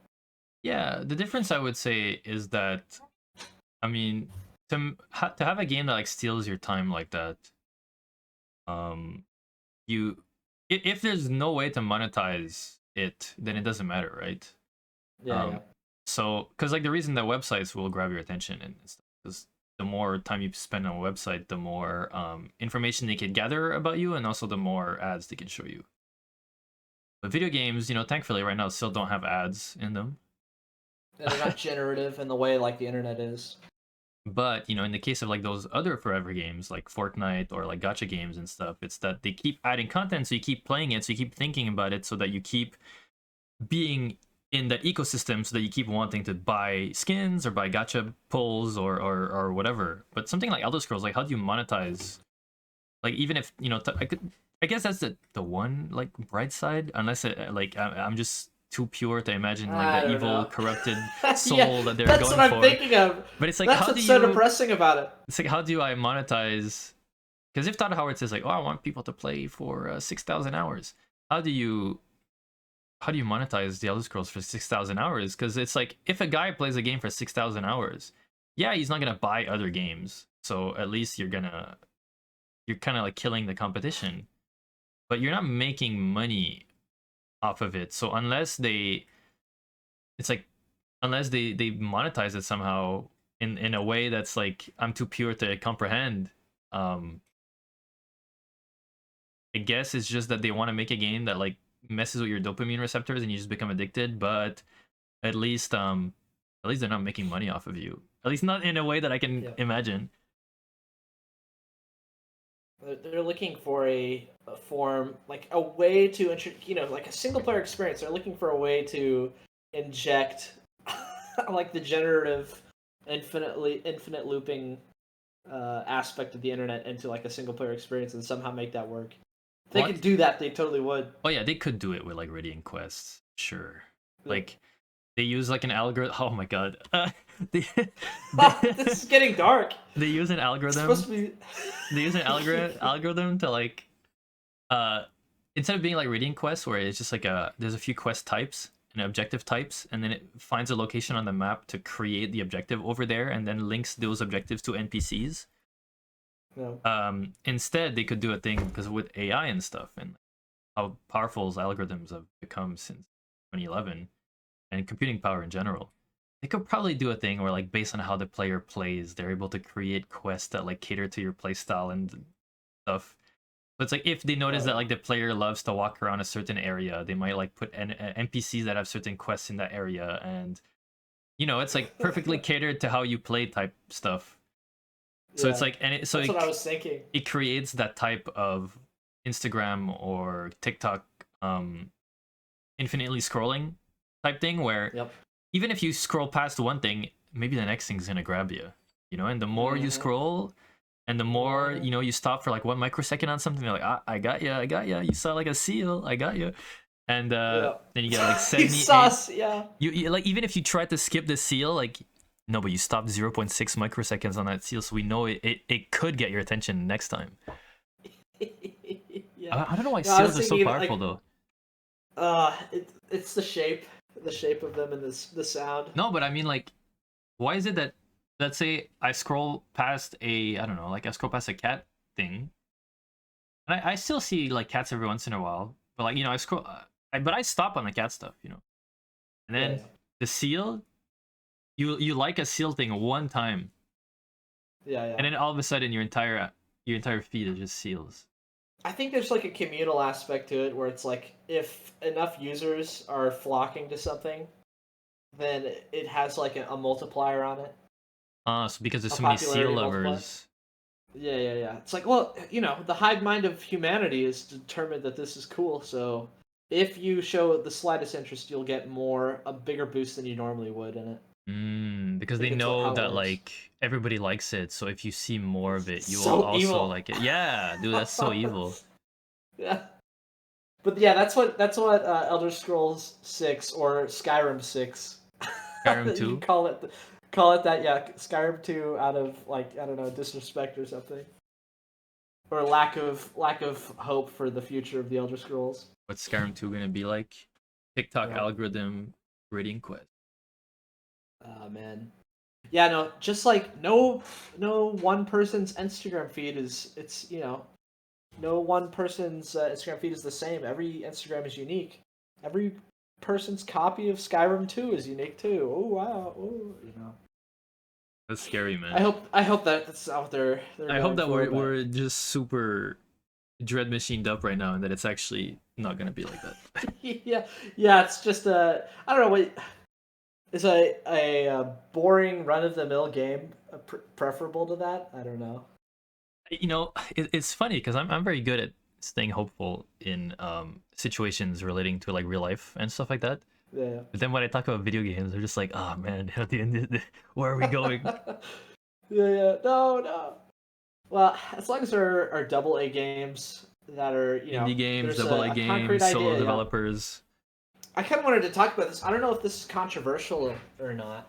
Doesn't really even have to do with the Game Awards at this point, but with indie games like solo devs, I often like find myself just asking the question of like, well, why are you making this game, dude? With a lot of indie devs like solo devs, because to me when I like look at an indie game, a lot of the time there's just not an idea that is, or it's like an idea that's been done at a triple A scale, but it's being done at an indie scale for some reason, and it's supposed to be interesting. I get you. I think Ah, that's I call it the curse of indie games, where a lot of indie games are instead of being avant-garde and trying something new that like could only be done in an indie format because you are not reliant too much on like a big team or a big budget because it's such a risky idea because it's something so new and never done before that like it's a huge risk, right? So I think it's something that you can only pull off at like an indie level. Um, if you're not doing something like that, why are you making a either like a retro yeah, throwback, like, oh, I'm yeah. gonna make a Oh man. Castlevania game, and it's like, well, there's already a bunch of really good Castlevania games, and there's already a bunch of indie games that are inspired by Castlevania, and there's already like Castlevania adjacent games that exist made at like a triple A level or like a double A level, such as like Bloodstained or what is it called, Night of Revenge, Mm-hmm. and Ooh. Yeah. Yeah, my brain just went ding. because I talked It about was Night of like Revenge. searching, yeah, searching for title. Oh yeah. It's like Yeah, no. how do you justify making either like a basically an exact copy of a retro game that doesn't exist anymore? Which I Yeah, understand. It's yeah. like, oh well, they're not making any new Castlevania games, so I'd like to make one because I love Castlevania, and it's like I can sort of respect that. Like your heart's in the right place, but Castlevania already exists, and Castlevania like Mhm. games already. And then the other one that I Yeah. don't like is when they say like, oh, I'm gonna make a game that's inspired by all the games that I like.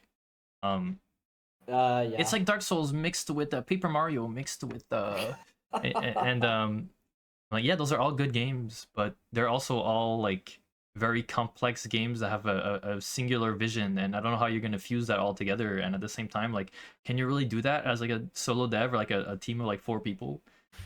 Yep.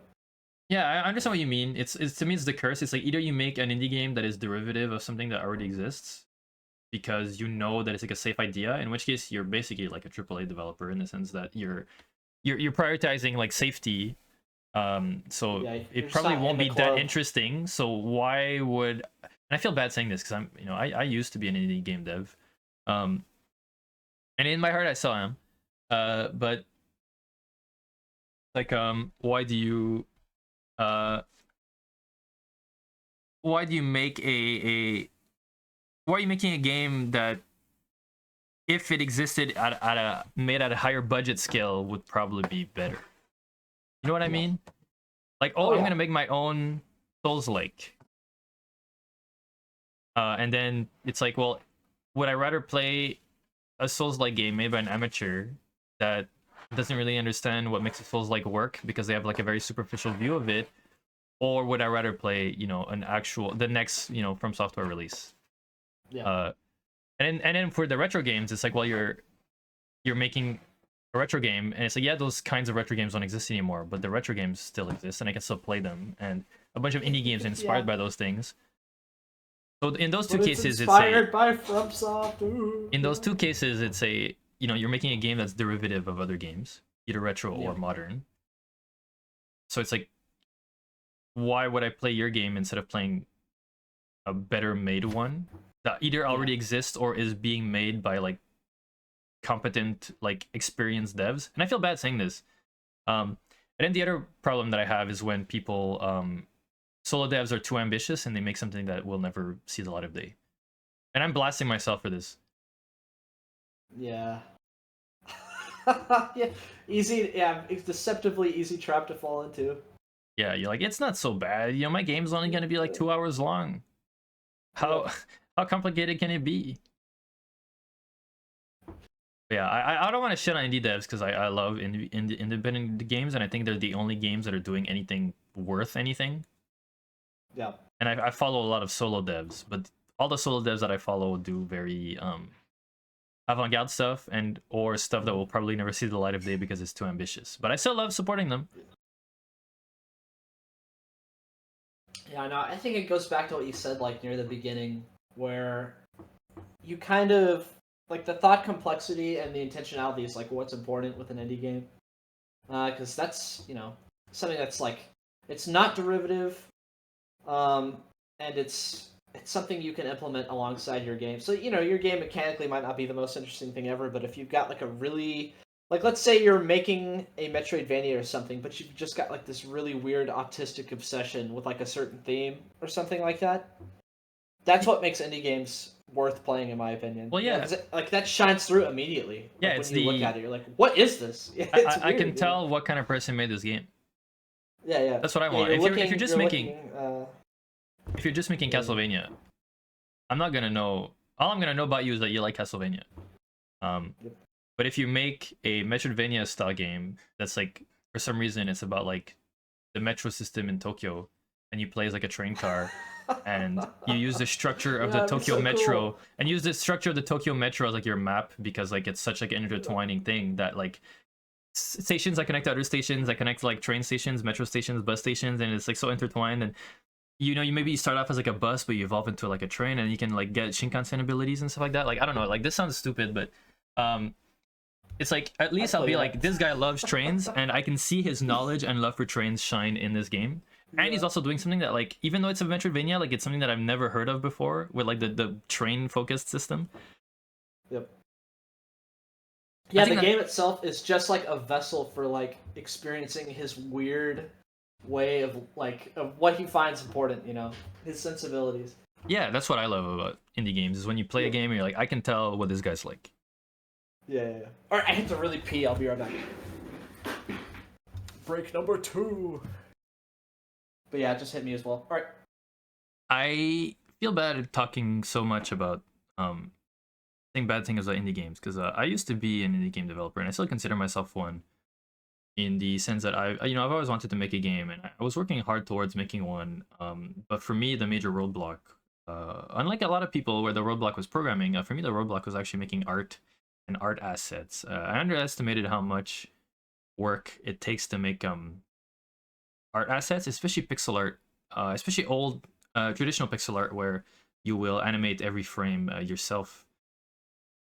And I'm not an artist by any means. I'm a programmer by trade, but now I'm a chef. And I my heart goes to every indie game developer, and goes out to every game developer out there, but especially indie games who, I know you're struggling and you're trying to do something, and if ever you've somehow stumble upon this podcast, you're like, oh, keeps like insulting us. You're saying that, like, why would I play your game when AAA games exist? That's not. It's not that.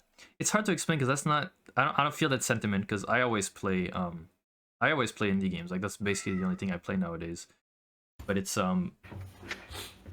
more so that I think that indie games have to have a way to make themselves to showcase something that you wouldn't be able to find in AAA. Because as soon as you become an indie game version of something AAA, 99% of people on Earth are going to be like, I'd rather play the AAA version because it's more polished, there's more budget behind it, has a bigger team, more experienced people, and just like statistically speaking, it'll be more likely to be like a good functional game.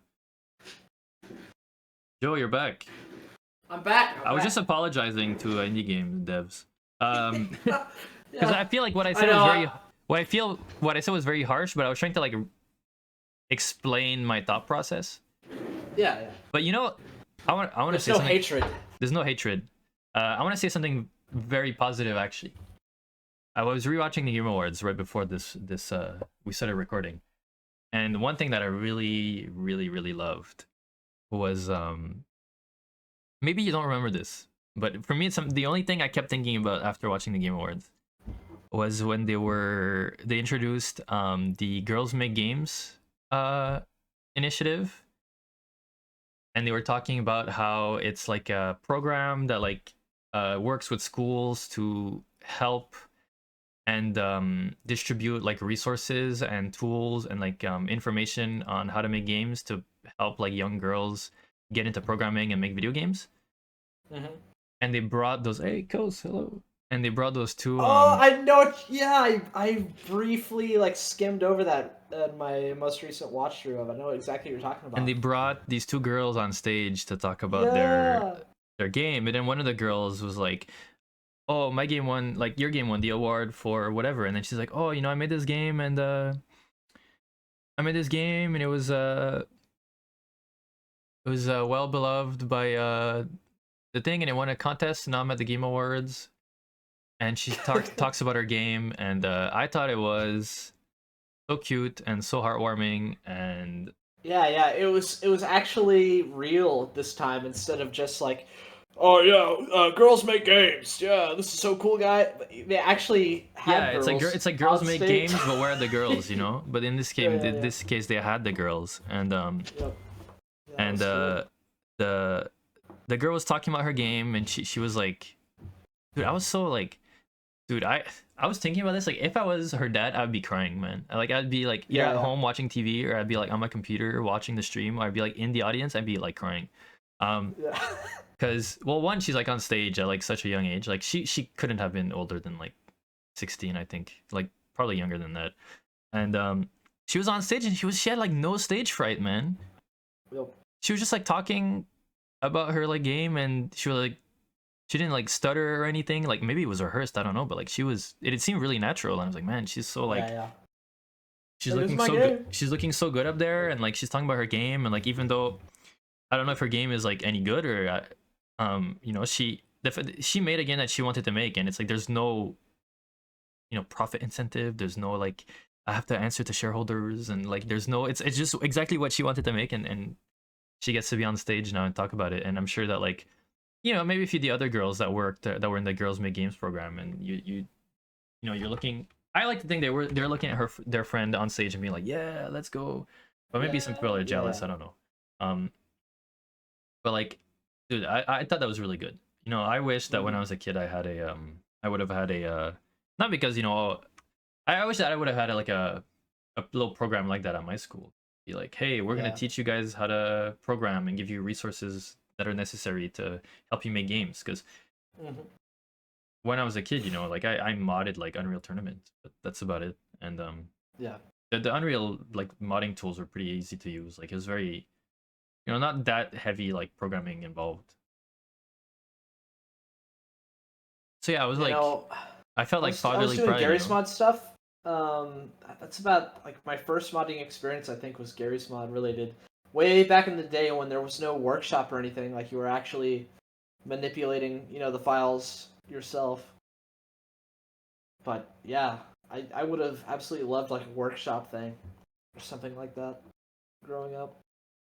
So yeah, that's something that made me feel good at the Game Awards. I was like, why is this like Yeah. actually genuine thing being presented? Yeah, just in the middle of all the crazy corporate stuff. Yeah. But the sad thing is, I'm sure there's some people that looked at it with like disgust. Yeah. Disdain. Like, okay. Like, who cares, man? They're just kids. I don't care. This is just some like feel good kind of BS. But I thought it was awesome. Yeah. And speaking of awesome, I'm glad that even though the games look bad, in my opinion, the new Tomb Raider games have dinosaurs in them. Oh. I love I don't know dinosaur anything games. about Tomb Raider. Oh, okay. I love dinosaur games, and I wish there were more dinosaurs in video games. Stuff like Dino Crisis You want another Turok? or Turok. Well, there's a Turok remake coming out this year, I think. Oh yeah, that was at like was that at this Game Awards or was it at the previous one? I can't remember. I think it was the previous one. But yeah, like I'm glad there's a game with dinosaurs in it, but I mean, I don't know much about Tomb Raider, and I don't really like Tomb Raider that much. And Crystal Dynamics is a Montreal studio, so I guess that's kind of cool, but I thought they were dead actually. I thought Square Enix like sold them off. But yeah, I mean, I like dinosaurs in video games, but I didn't think those Tomb Raider games looked. Yeah. No, it's hard for me. Like, what is the appealing? What is the appeal? I like because the initial appeal of Tomb Raider was, right, you're exploring these caverns. Yeah, it's like it's like an Indiana Jones adventure type game, except you play as this girl, and it's like video game style, so platforming. You get to and, be like, a hot shooting chick jumping around. And there's cool exploration elements, but like they did the remakes in the 2010s, and I mean those like torture porn games. Yeah, that was the coolest aspect of the game, was that you could die in horrible, yeah, and they were like actually ways that crazy well animated. Other than that, I played the original remaster, or at least tried to, for a couple hours years and years ago, and there's almost nothing. Similar to what we're talking about now, where just like a bunch of different AAA ideas are coming together and making a nothing game. Too many mechanics. Yeah. Too many redundant mechanics. RPG elements with like gun crafting and customization. Yeah, very Ubisoft, where it's like the Ubisoft formula. Open your crafting menu. Oh yeah. Yeah, I feel bad because that Ubisoft mentality is like a Montreal thing, like Far Cry and Assassin's Creed, and Crystal Dynamics, who made the new Tomb Raider games, are also Montreal. But hey, we made Deus Ex Human Revolution. I was about to say, like, that sucks for you, but at least Deus Ex came out of Montreal. Yeah, but then they killed Deus Ex Human Revolution. They after Mankind Divided, they killed Eidos Montreal, and they basically fused them with Crystal Dynamics, and now both of them worked on Shadow of the Tomb Raider together. So, Adam Jensen is dead. So Deus Ex died so that Tomb Raider remakes could live. Yep.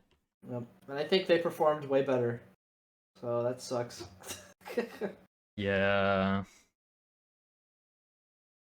I feel bad because growing up, I was always told Montreal has a really great video game scene. We have so many like video game developer studios in Montreal, and we have lots of indie game developers in Montreal, and like Ubisoft is a household name, and Eidos Montreal. Eidos was also a household name, and so Eidos having a branch in Montreal was like a good thing, and Ubisoft Montreal was considered like the Ubisoft. Like they were more respected than Ubisoft France because they had made Assassin's Creed, Prince of Persia, and they were now they had like insane success because of Far Cry 3 as well. But I didn't like Far Cry 3 back then. But Yeah. that's a detail. Didn't they? Wasn't there a Prince of Persia like remake in the works, and they just canceled it? Yeah, they canceled it. Oh no. Well, I mean, have you seen like Ubisoft stocks? It's like depressing. I think they're down like 400% in like a year, something like that. And I know like stocks don't mean anything, but stocks usually represent how like the rest of the world in the industry feels about it. Yeah. So the stocks being so bad is like, oh yeah, they're down like almost 100%. okay, 400% was like ago. way exaggerated. Yep. But yeah, it's like terrible. Joe, are you excited for Star Wars Pod Racer? I'm intrigued. I wouldn't say excited yet. I mean, it was just a just a cinematic trailer, so yeah. Like that's always been just a thing I would like to have. Ever since I was like 5 or 6, I played the old pod racing game. Yeah. And they used to have one in the arcades that you could play too. That's what I'm gonna say. Fun. I had it in an arcade, and when I went to my dentist when I was younger, my dentist had like an N64 that was like plugged into like the wall inside a weird like plastic orb to protect it from like thieves, and you could play Star Pod Racer at the dentist while you were waiting. That's so awesome. And I always play as Ben Quadrinaros. I know. I've always wanted a pod racing game, like a really, really good one. We'll see, how, like, there was I don't know if you remember the Kinect Star Wars game that came out. It was pod racing. It had pod racing? Laughably bad, yeah. I only remember that game for the really bad lightsaber stuff and the awesome dancing game. Yeah, the really cool dancing parody songs. I'm Han Solo. Dude, like, honestly, I think dancing games should be more respected. Oh no. I know I'm talking to like number one dancing game enjoyer over here. Just Dance number one I was about to say. Performance. Like let me tell you. But we're playing it was the Super Bowl, right? Like we're all burgers over here in America, so we're like, oh, the Super Bowl's on. So there were a bunch of people over for a Super Bowl party, but we were in the basement, just playing like Guitar Hero. Yeah. Like, you guys want to break out the Dance Central, the Just Dance? And no, nobody wanted to do that. So, yeah, if they could make a comeback, that'd be great. I'm a huge fan. You think of a comeback of dance games? Yeah. Yeah. I think if comeback of spyware that reports all of your biometric data to Microsoft as well. they'd be really into that now with like AI. They could like train their AIs on like people who play dance games. Mm-hmm. For more accurate was it like Vigil AI simulations. Yeah.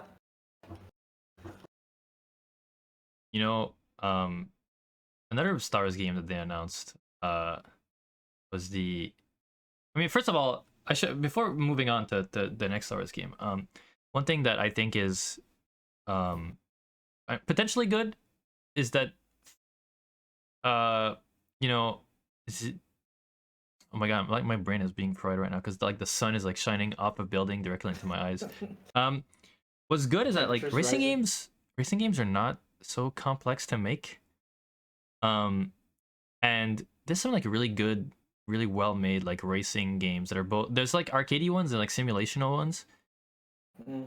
So I think that Pod Racer being like a racing game has a very good chance of being like a really good game. They just have to get like the movement right and the physics right.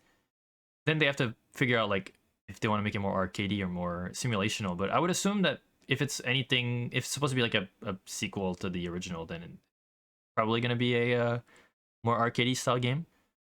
My dream would be like you could have both, right? So for people who just want to have a good time, you could have like arcade mode.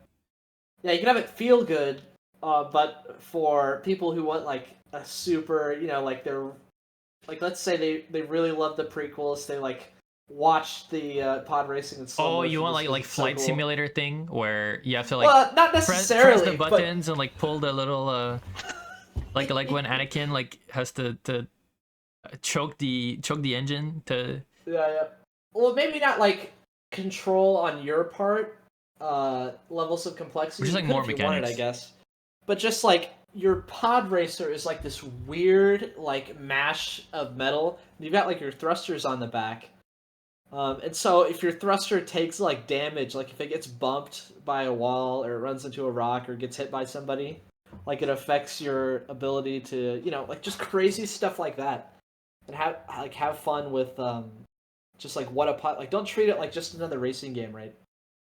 Like Yeah, like it really get lean crazy with the into physics. what the pods are actually like. Yeah, the fantasy of the pods. Yeah, even Every better one if of them has like a weird functionality to it, or weird quirks. yeah, even better if they do like a Armored Core style pod customization thing Yeah, where that would fit perfectly. you can play as like the established characters with their established pods, but maybe you just also like a player character who maybe you can customize, I don't know, but most about the pod, right? Like it doesn't matter what you look like, what really matters what the pod looks like. Yeah. And you can customize your pod racer, and like depending on what you like, maybe you like bigger engines but like a smaller thruster and whatever, and then you can decide how the layout is so the physics change. And Yeah, then in all the of that stuff. arcadey and then in the arcadey mode it would just be like stats. It wouldn't be like how the Yeah, physics feel, it would just be like the stats. That way your customized pod would still feel like customized. yeah, That yeah. would be What each player wants, right? Like your casual, like your hardcore Star Wars fans that just buy everything Star Wars related could have a really fun time, but the weirdos that like grew up with like the prequels, the pod racing being their absolute favorite thing about the prequels. Those guys, yeah, make a game for those guys too. yeah. Plus, one thing that I really like about Star Wars games is that they always sound like Star Wars because they have all the sound effects in like the sound bank, and they're like legally allowed to Yep. use them, so it sounds Yeah. really good every time. That's something that really impressed me about. Even though I didn't like the games, the Battlefront games that Dice made, Yeah. I thought that they looked and sounded really amazing, and it really sold the like Star Wars simulation thing. Yeah, we had a little bout, I think, like near the beginning of last year, where a couple of us we played Battlefront 2 for like a week, and The yeah, that Dice was like one, yeah for we like bought it off like EA Play or whatever. Um, we played it for like a week together, but yeah, that's like one of the things that stuck out was just how immersive the audio was, the experience. does it have Everything else was like, destructible man, environments like Battlefield? not really, not in a notable way. That would Nothing have been jumped out to really me, but cool. no. Yeah, you see like a TIE fighter like get its wing ripped off and it like You can still fly with it, it explodes into a building like over top you, knocks something over. and then the building like crashes down. Yeah. Nope, none of that went on, but oh well. And then another cinematic Star Wars trailer. Star Wars Knights of the Old Republic. No subtitle. Um, a continuation and or a story in the same universe as KOTOR 1 and 2 by Casey Hudson, who had made KOTOR 1 and Mass Effect 1, 2, 3. Now, I'm not the biggest fan of Casey Hudson as a writer, designer for video games, but I do really love Mass Effect 1. And I like Mass Effect 2 and 3 a little bit, despite Yeah.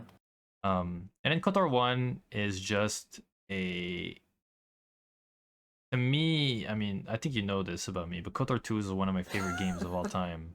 Yeah. I think KOTOR 1 is very generic, but I also think it's generic in the best way.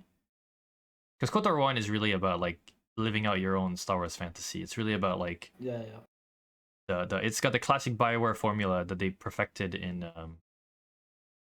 well, they perfected it really in KOTOR 1, but it's got the perfect BioWare formula that they kind of developed a little bit in Baldur's Gate 2 and that they perfected in KOTOR 1, and every game that they and then Mass Effect 1 is just like look at the story, it's very very very similar to KOTOR 1's like structured design and even Dragon Age. But if it works, it works, But I like mean, for me, I think the best Star Wars has ever been was KOTOR 2. I think it's like the greatest piece of Star Wars media ever. Including the George movies. I think KOTOR 2 is better than the George movies. However, the George movies are like neck to neck with KOTOR 2. KOTOR 1's good. I really love the Old Republic universe. My only fear, I suppose, is that because of Disney, the new game will try very hard to retcon a lot of stuff and fit into the currently established Disney canon. Yeah. And that way, that's almost a guarantee. I feel like, fortunately, like a lot of the identity is just kind of gonna go. yeah, it won't fit into what Old Republic was. It'll fit into what they'll keep everything that they can keep, but like everything that contradicts the Disney canon is gonna get like blasted, unless they make it like a game that is completely unrelated to Disney canon and they focus on the established KOTOR lore already. But I don't know. I think Disney likes to. It's a bit like Nintendo. They like to make everything the same.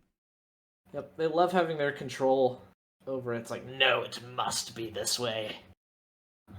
One thing that to me would be like a really big deal breaker is that the way the Mandalorians are depicted in the Star Wars Disney stuff is really, really different from the way the Mandalorians are depicted in the KOTOR stuff.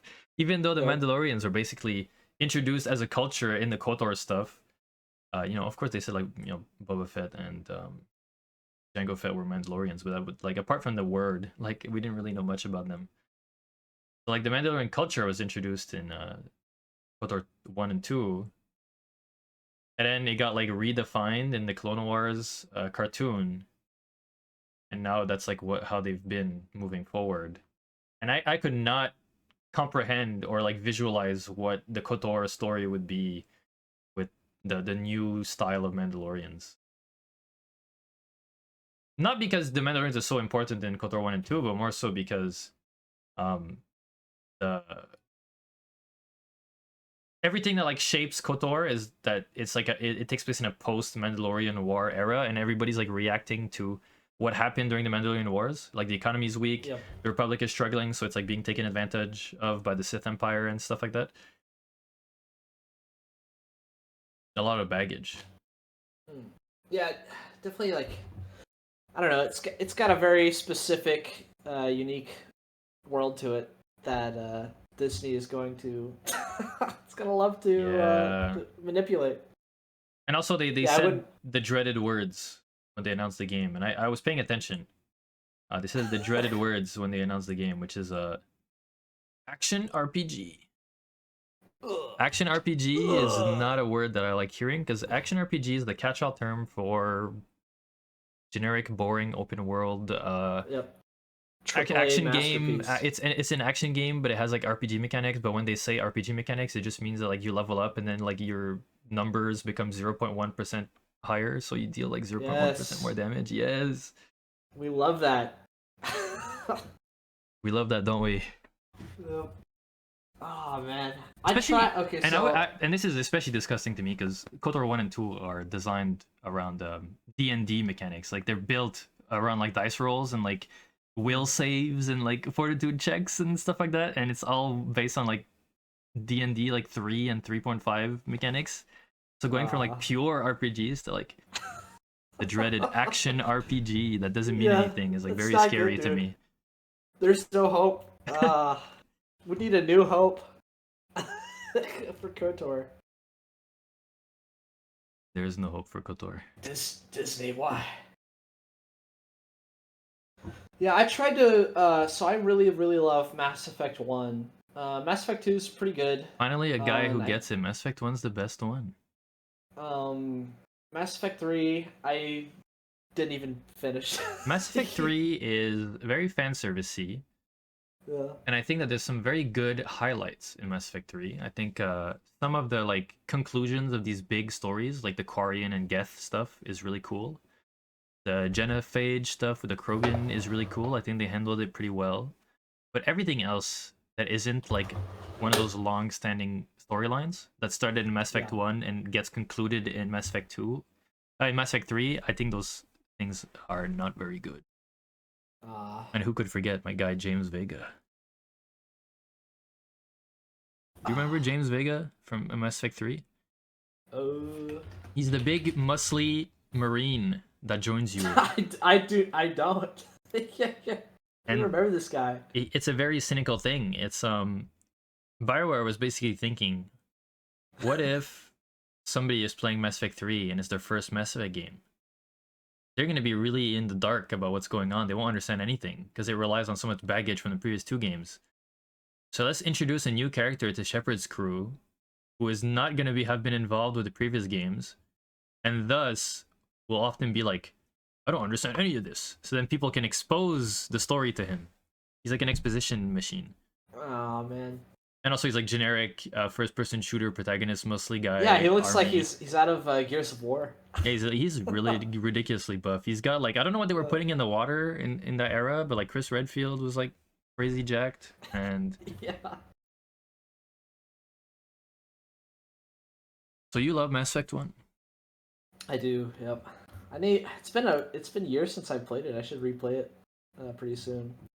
I was just saying that because I tried to play KOTOR 1, but I couldn't get into it. I don't know. Would you say KOTOR 2 would be worth giving a shot, or like Mass Effect, you should probably... No, play the what's first nice game. about KOTOR 2 is that while it does have some things to it that are from KOTOR 1, the way they handle the KOTOR 1 stuff is really cool because it's all like dialogue.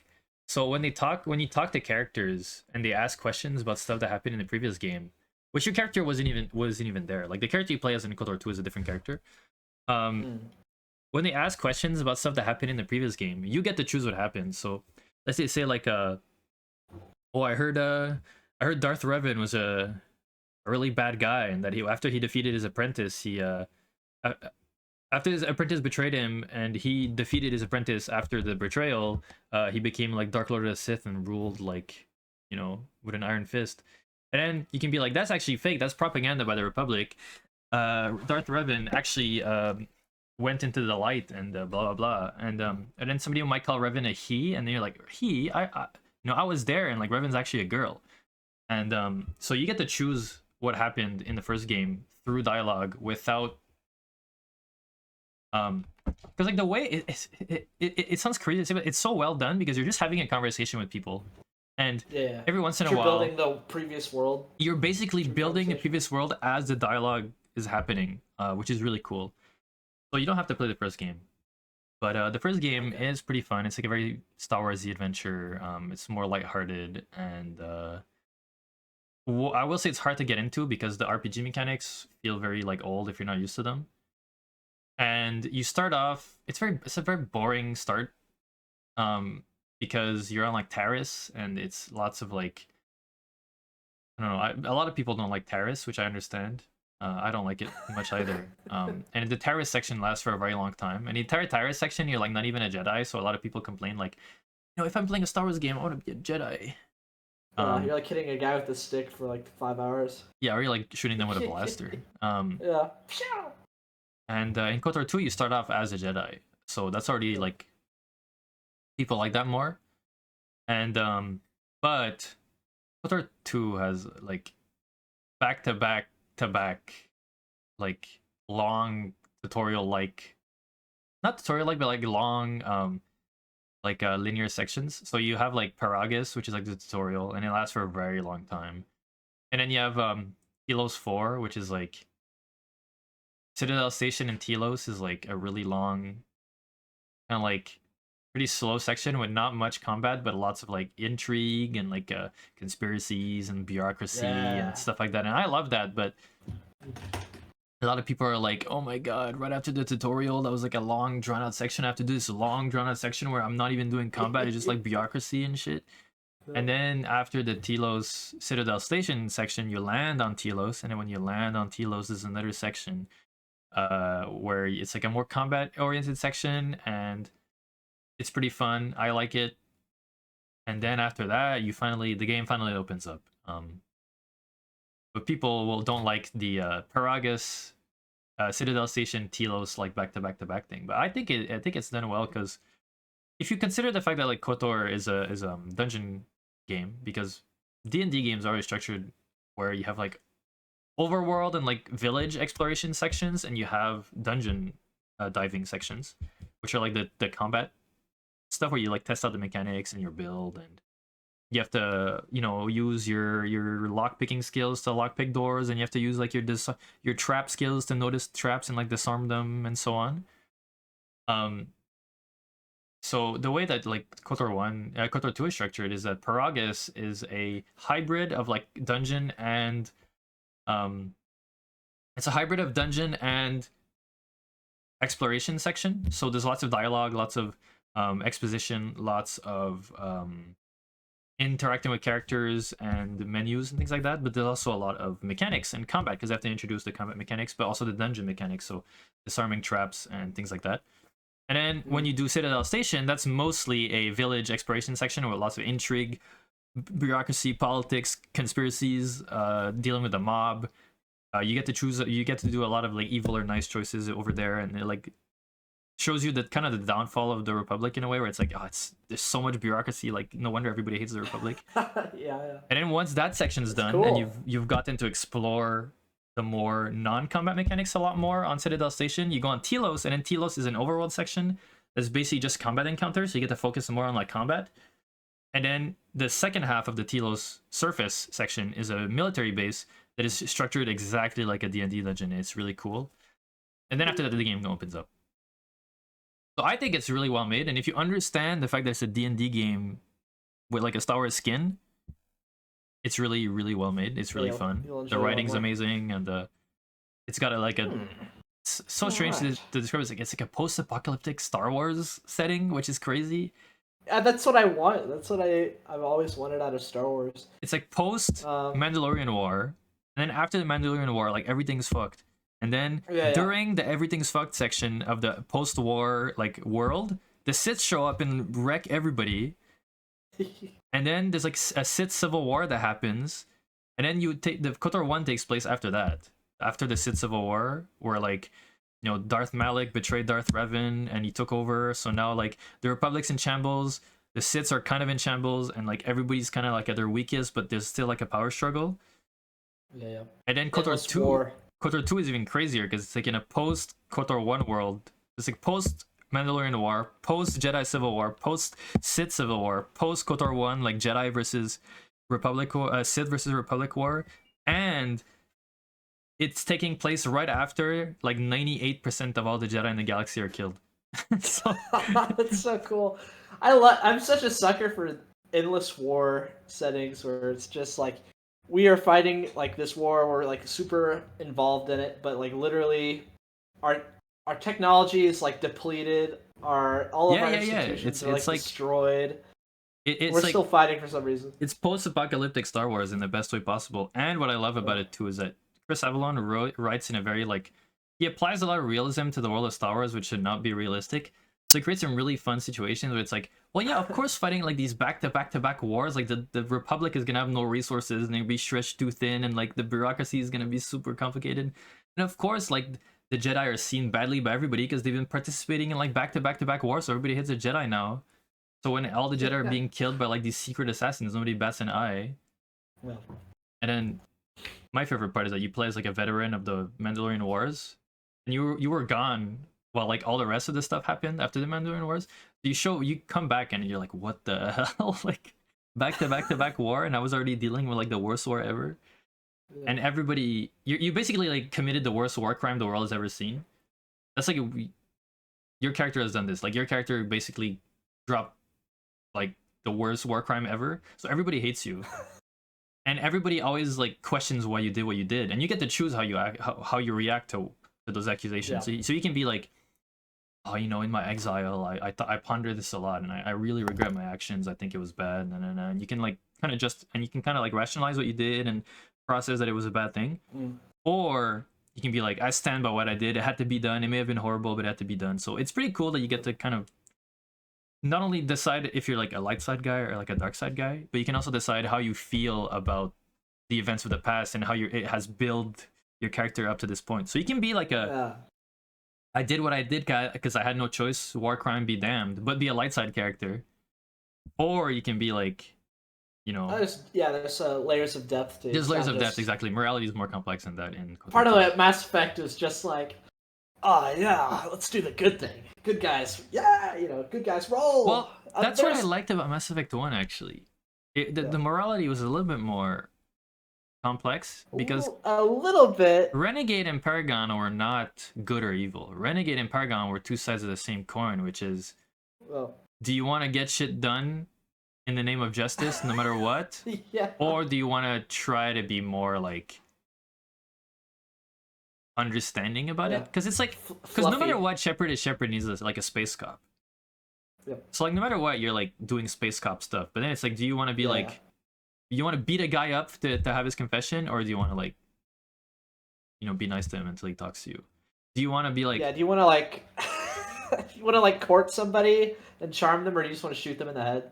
And also like I like some other times where it's like there's a lot of bureaucracy going on, and like Renegade Shepard can just be like, shut the hell up. This bureaucracy shit is just delaying like all these horrible things. Like we should be taking action now, and it's like, well, he's kind of right. Yep. Which is why like I like Renegade, because Renegade is not evil. Renegade is like gets shit done. He like prioritizes getting results over. That's what I like. Your party members might look at you like did you really just do that? But it's not evil. Yeah, but then some party members are like, you're right, Shepard. Like, it's like, that was a good job. Why should we be like... I would have done the same thing. Why should we have filled out like 7 papers just to go like arrest the guy everybody knows is like a criminal when we could just arrest him and deal with the paperwork afterwards? So I respect that Mass Effect 1 tried a little bit more with like the Renegade Paragon being just two sides of the cop coin, the space cop coin. But then Mass Effect 2 and Mass Effect 3 kind of made it like not evil and nice, but a lot more evil and nice. Yeah. Anyways, I shilled KOTOR 2 for way too long. I know it's part of what makes this podcast. It's just my love for that game is too great. Yeah. If you haven't played KOTOR 2, play it in the big 26. Please, I implore you. And it's so much easier to play because it actually got updated to work on modern systems, unlike KOTOR 1. Yep. Play it and then DM beef about it. Please, yeah. If you're somebody that knows me personally, please DM me about your KOTOR 2 experience. And if you're somebody who watches this podcast, please leave a message in the comments. That's how you do engagement. Oh, yeah. Thank you, Geoff Keighley.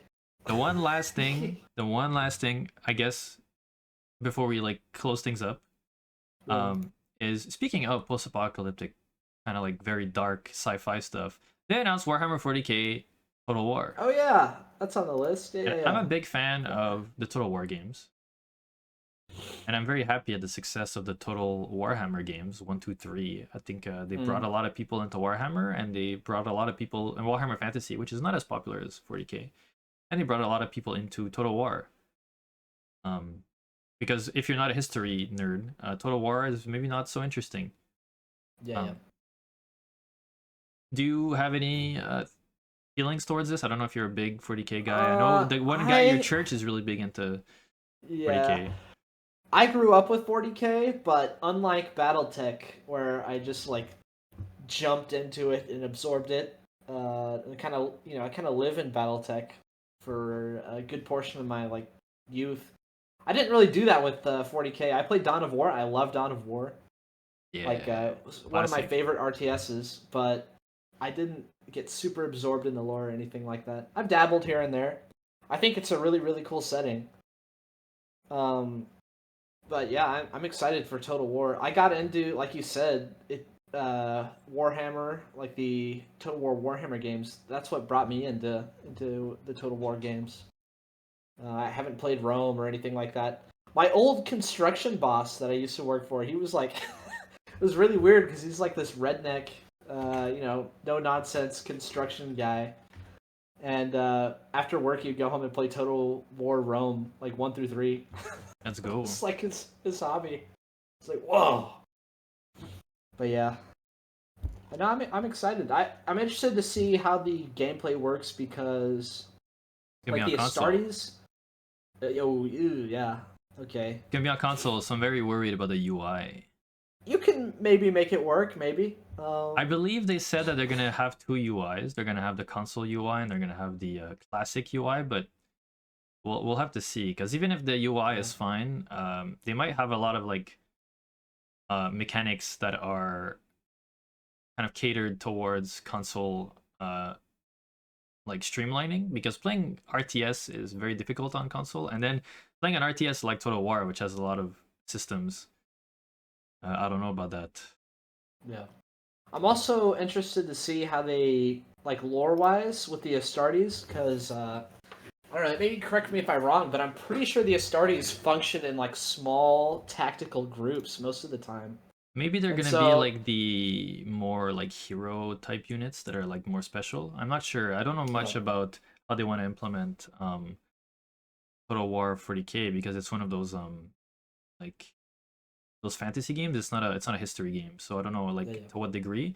But what I heard they're gonna do to kind of lighten the load a little bit so that they don't have to program as much and it works better on console and is that instead of having like many different like let's say like Space Marine types, like you're gonna have like infantry Space Marines, whatever, like anti-infantry Space Marines, this kind of Space Marine, this kind of Space Marine. It's gonna be basically you get to customize your units. So let's say you only have one kind of Space Marine, but then you can equip them with different gear. So not only do Yeah. you get to live out your fantasy of like customizing your own Space Marine chapter, but you get to basically equip them so you can have like instead of building like I don't know like 100 Space Marines, 100 like I don't know Cavalier Space Marines and 100 like tank Space Marines, it would be like okay, I'm gonna build 300 of them and then 100 of them are gonna be equipped in this way, 100 of them are gonna be equipped in this. So it's all the same unit, they're just equipped differently.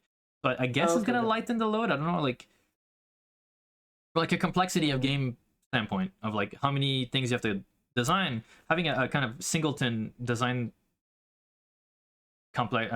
system like that I think is better. Yeah. I'm not sure. Like The part of the fantasy of 40K, I feel like is like there's a lot of unbalance in just like sheer numbers. So you've got like a division of Astartes or Space Marines. There's like, I don't know, 30, 40, 50 of them. And then there's like 2,000 orcs that are like coming for yeah them. yeah So I'm interested to see how that shakes up numbers wise. Because yeah Total I don't War know is how about because smashing hundreds of well yeah it's the fantasy of units on both like sides. it's a fantasy of like having action figures just like beat beat each other up, and Yeah, yeah. it's also about like the sense of scale. Like Warhammer Fantasy has that, but Warhammer 40K has like the scale is crazy. Hmm.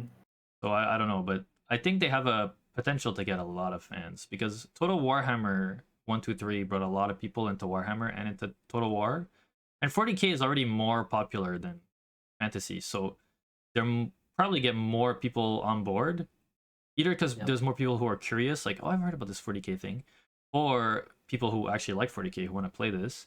And then on top of that, being on console, like, there's a lot of people who play on console now. I don't know who wants to play an RTS on console, but um, they have the chance to make something really big. And if it's going to be anything like Total Warhammer, 40K Total War is going to be probably 3 games that are all going to be increasing in size and scope. They're all going to fuse together into one mega game with like every faction under the sun. That could Yeah, be yeah. really cool. And I'm not very interested in this first one because they didn't say anything about Tyranids or Necrons, but down the line we'll see.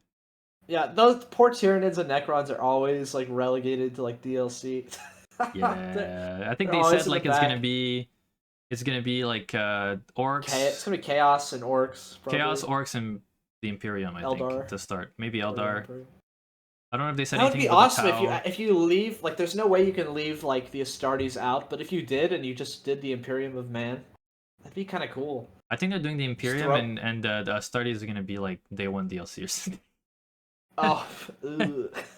That's ick. That's yucky, man. That's yucky, but When the that's Astartes. I mean the DLCs for the Warhammer games have been very like the Total Yeah, Warhammer games have been very controversial.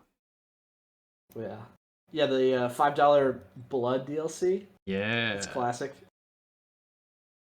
I I was sad because right before the Game Awards there's a Creative Assembly conference Creative Assembly was gonna announce like some stuff. All they did was announce Warhammer stuff. They announced like Warhammer. Or they said they were gonna announce. No, they said we're gonna announce a big thing at the Game Awards, which everybody knew was gonna be 40K. And they announced like another like historical Total War game. I don't remember what it was, but what I really wanted to see was I wanted them to announce Alien Isolation 2. Because it's the same studio, surprisingly. These people who make all their lives have only been making Total War RTS are also the progenitors of I didn't know that. Alien Isolation. That's right. That's crazy. It belongs to Sega, right? The Alien properties for video games, it belongs to Sega, and the Creative Assembly belongs to Sega. And they made Alien Isolation. It was a labor of love, and you can tell. And they announced a few years ago, I think, that they're definitely working on Alien Isolation 2, but we don't know like anything of when it's gonna come out. So I was very excited because, especially for I wanted to be able to tell my dad like, announce Alien Isolation 2, because my dad's favorite game of all time is Alien Isolation. Yeah, that's. Did you tell me like he replays it? He replays that game like basically every year. That's so cool. Yeah. I like tried to shell him Amnesia the Bunker. Yeah. Because I think he'd like the bunker. He'd love it if he could get into it. He'd love it. All right, Joe. Out of should we close up? Because there's two things I want to say when we close up. Okay. I mean, we go for the 2.5 hours. It's really good. Yeah. First thing I want to say to close this off is, what was the one thing that you saw that like excited you the most or like made you the happiest at the Game Awards? Oh, I think it's pretty. It doesn't have to be a game. It could just be like a moment, or you could say like one moment in one game. It's pretty cut and dry, right? Like Montos. It's frictional. It's frictional games. It's frictional, man. You were talking earlier about indie games, or I forget what we were actually talking about, but you were talking about it's like games that you play and you just think about for weeks and weeks afterwards. I think we were talking about Clear Obscura when you brought that up. That's how I feel about like a large majority of frictional games that I play, like the games they make. Felt that way about The Bunker. I felt that way about Soma and Amnesia way back in the day. So I'm super excited. Like I've yet to be disappointed by them. I was kind of disappointed by Machine for Pigs, but that wasn't. That is not frictional. Games. They just lent it out. The Chinese Room. Mm-hmm. And there are still aspects of Machine for Pigs. I really liked the Victorian industrial setting. Yeah, as opposed to the castle, Gothic castle stuff. I really like the Victorian industrial setting. There's some gameplay elements in it, like that just don't make sense. That kind of like draw me out. Like there are so many doors. You'll be walking around the game world, and there'll be doors that just have these. There's loading screens everywhere. There are so many doors that have these weird like bars on them to tell you can't open these doors. Yeah. It doesn't make any sense. But that's because things like that. The Chinese Room, they're more like a walking simulator. Company. But I love Mandis in Machine for Pigs. I love the main character who's also the bad guy. Spoilers. I love the main character of Machine for Pigs, and I really love like the absolutely insane speeches he goes on near the end of the game when he's like talking about how he saw the future and World War I was so horrible that he wants to like kill everybody before World War I happens because we're all just pigs that are just gonna walk willingly into the meat grinder. And I was like, yeah, that's awesome, man. I love those like super dramatic monologues, especially with the tragic part of the game where you could tell the game was going for something like completely different. You're just walking through a hall listening to a guy talk for 3 minutes, and then that ends, and then a jump scare shows up, or you do a puzzle. But yeah, Machine for Pigs is worth playing. I think it's worth playing. It just didn't I don't know, sell me as much as Soma's. I wouldn't say it's like an exact formula like copy, but Soma's similar in the sense that it's a narratively driven game. It's just I feel like it drew me in way more. than like games like Machine for Pigs did. Well, I think it's a narratively driven game, but it's also much more well paced, Yeah. and the horror hits a lot harder. Both like the more visceral stuff and the more like mental stuff. Mm-hmm. And also, I think a more interesting setting. Yeah, Greek underwater facilities. Oh, yeah, with my guy, the WoW. Yep. Oh wow. I You love it. know, it's really cool. Like exploring one facility, and you're like, all right, that was horrifying. I can't wait to see what next horrifying things I'll encounter. Yeah, yeah. Then they tell you there's like, oh no, there's like 6 other ones you have to go to. Like, oh, Oh no. wonderful, wonderful. Oh Yeah, yeah, yeah, and by the way, humanity is extinct and the entire surface is a hellscape. Yeah. yeah. So cool. I can't wait But for yeah, Ontos, man. It. that's my answer. Yeah. Ontos. My That's what I number like the one most. game was Ontos, and shout out to the indie games that also look kind of cool, like the one with there's like that grandma that has like chicken legs and she's being followed around by like some sort of golem, and it really reminds me Oh of like The yeah, Last Guardian. I thought that looked kind of I forgot cool. about that. Yeah. I thought that looked kind of cool. There's a few indie games that I thought looked cool, so Mm. all of the luck to them. But yeah, Antos number one cool game, and then my favorite moment was the girls make games thing. I thought it was really Oh. heartwarming and cute and awesome, and I was like, man, this makes me want to have a daughter, and if I had one, I'd be crying right now. Yeah, yeah. Do it for doing it for the like a pure interest in games Yeah, and it's a instead nice of. skill to develop too, Yep, yep. and it creates a little community of you meet people doing that. It's like here are a couple young game developers before they get absolutely just Just mind broken by the industry. I didn't want to say it, but I was thinking about that. I was like, Yeah. this is the last time you'll ever feel innocent about video games. No, just stay in your own corner, make your own games, work like secular jobs if you have to make Dude, I your would have like if I pure. was in the audience that day, I would have yelled, man. I'd be like, never join the game industry. Do games as a side Yeah. project. Jeff's like, okay, well, get that guy out of here. Kick that guy Dude, out. I'd sneak on stage like that kid. Yeah. Yeah. To all young developers out Uh, there, don't join the industry. Just do stuff on your you own. yeah. I mean, you're Quebecois, so you could blend right in with the French guys that are like walking up on stage. You just have to put on the French gear. Yeah, I already have a big mustache too, so they would Yep. they would believe me. That way you'd be able to deliver your message. Like, who is this guy? And then the final closing thoughts. I heard a lot of discourse where people were like, "What the hell? No new From Software announcement." Um, but I don't know. I'm glad, honestly. Yep. No, it's FromSoft is sad nowadays. Let's From just Software is say. sad, but that's gonna be for another episode. Yep. Oh man, I didn't even think about that. We'll be talking about like the glory of Dark Souls and Demon Souls, and We're gonna we're gonna talk. have to We're in gonna the have to later talk half. We're about gonna the have to dark talk about days. yeah, the modern FromSoft We have to talk about experience. the dark days.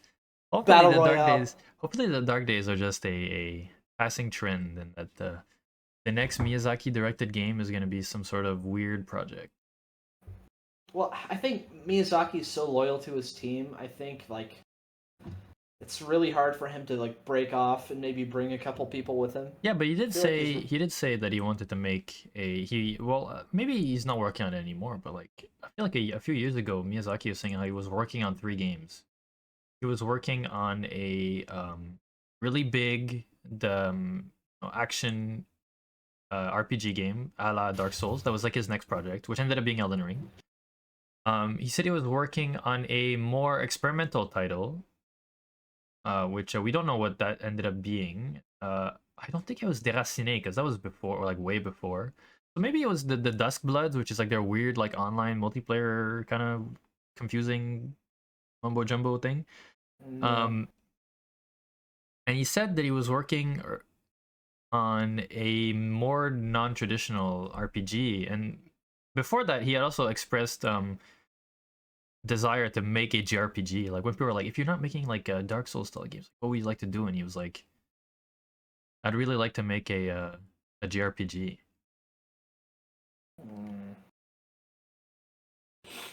And with his creative mind and sensibilities, I wonder what a JRPG would be like. Yeah. I just want a masochistic one. yeah, Pretty Yoko cool. Taro style. Yep. See, I'm not so sad about no FromSoft announcements because first of all, I don't know if I'm ready to. My heart's ready to see another.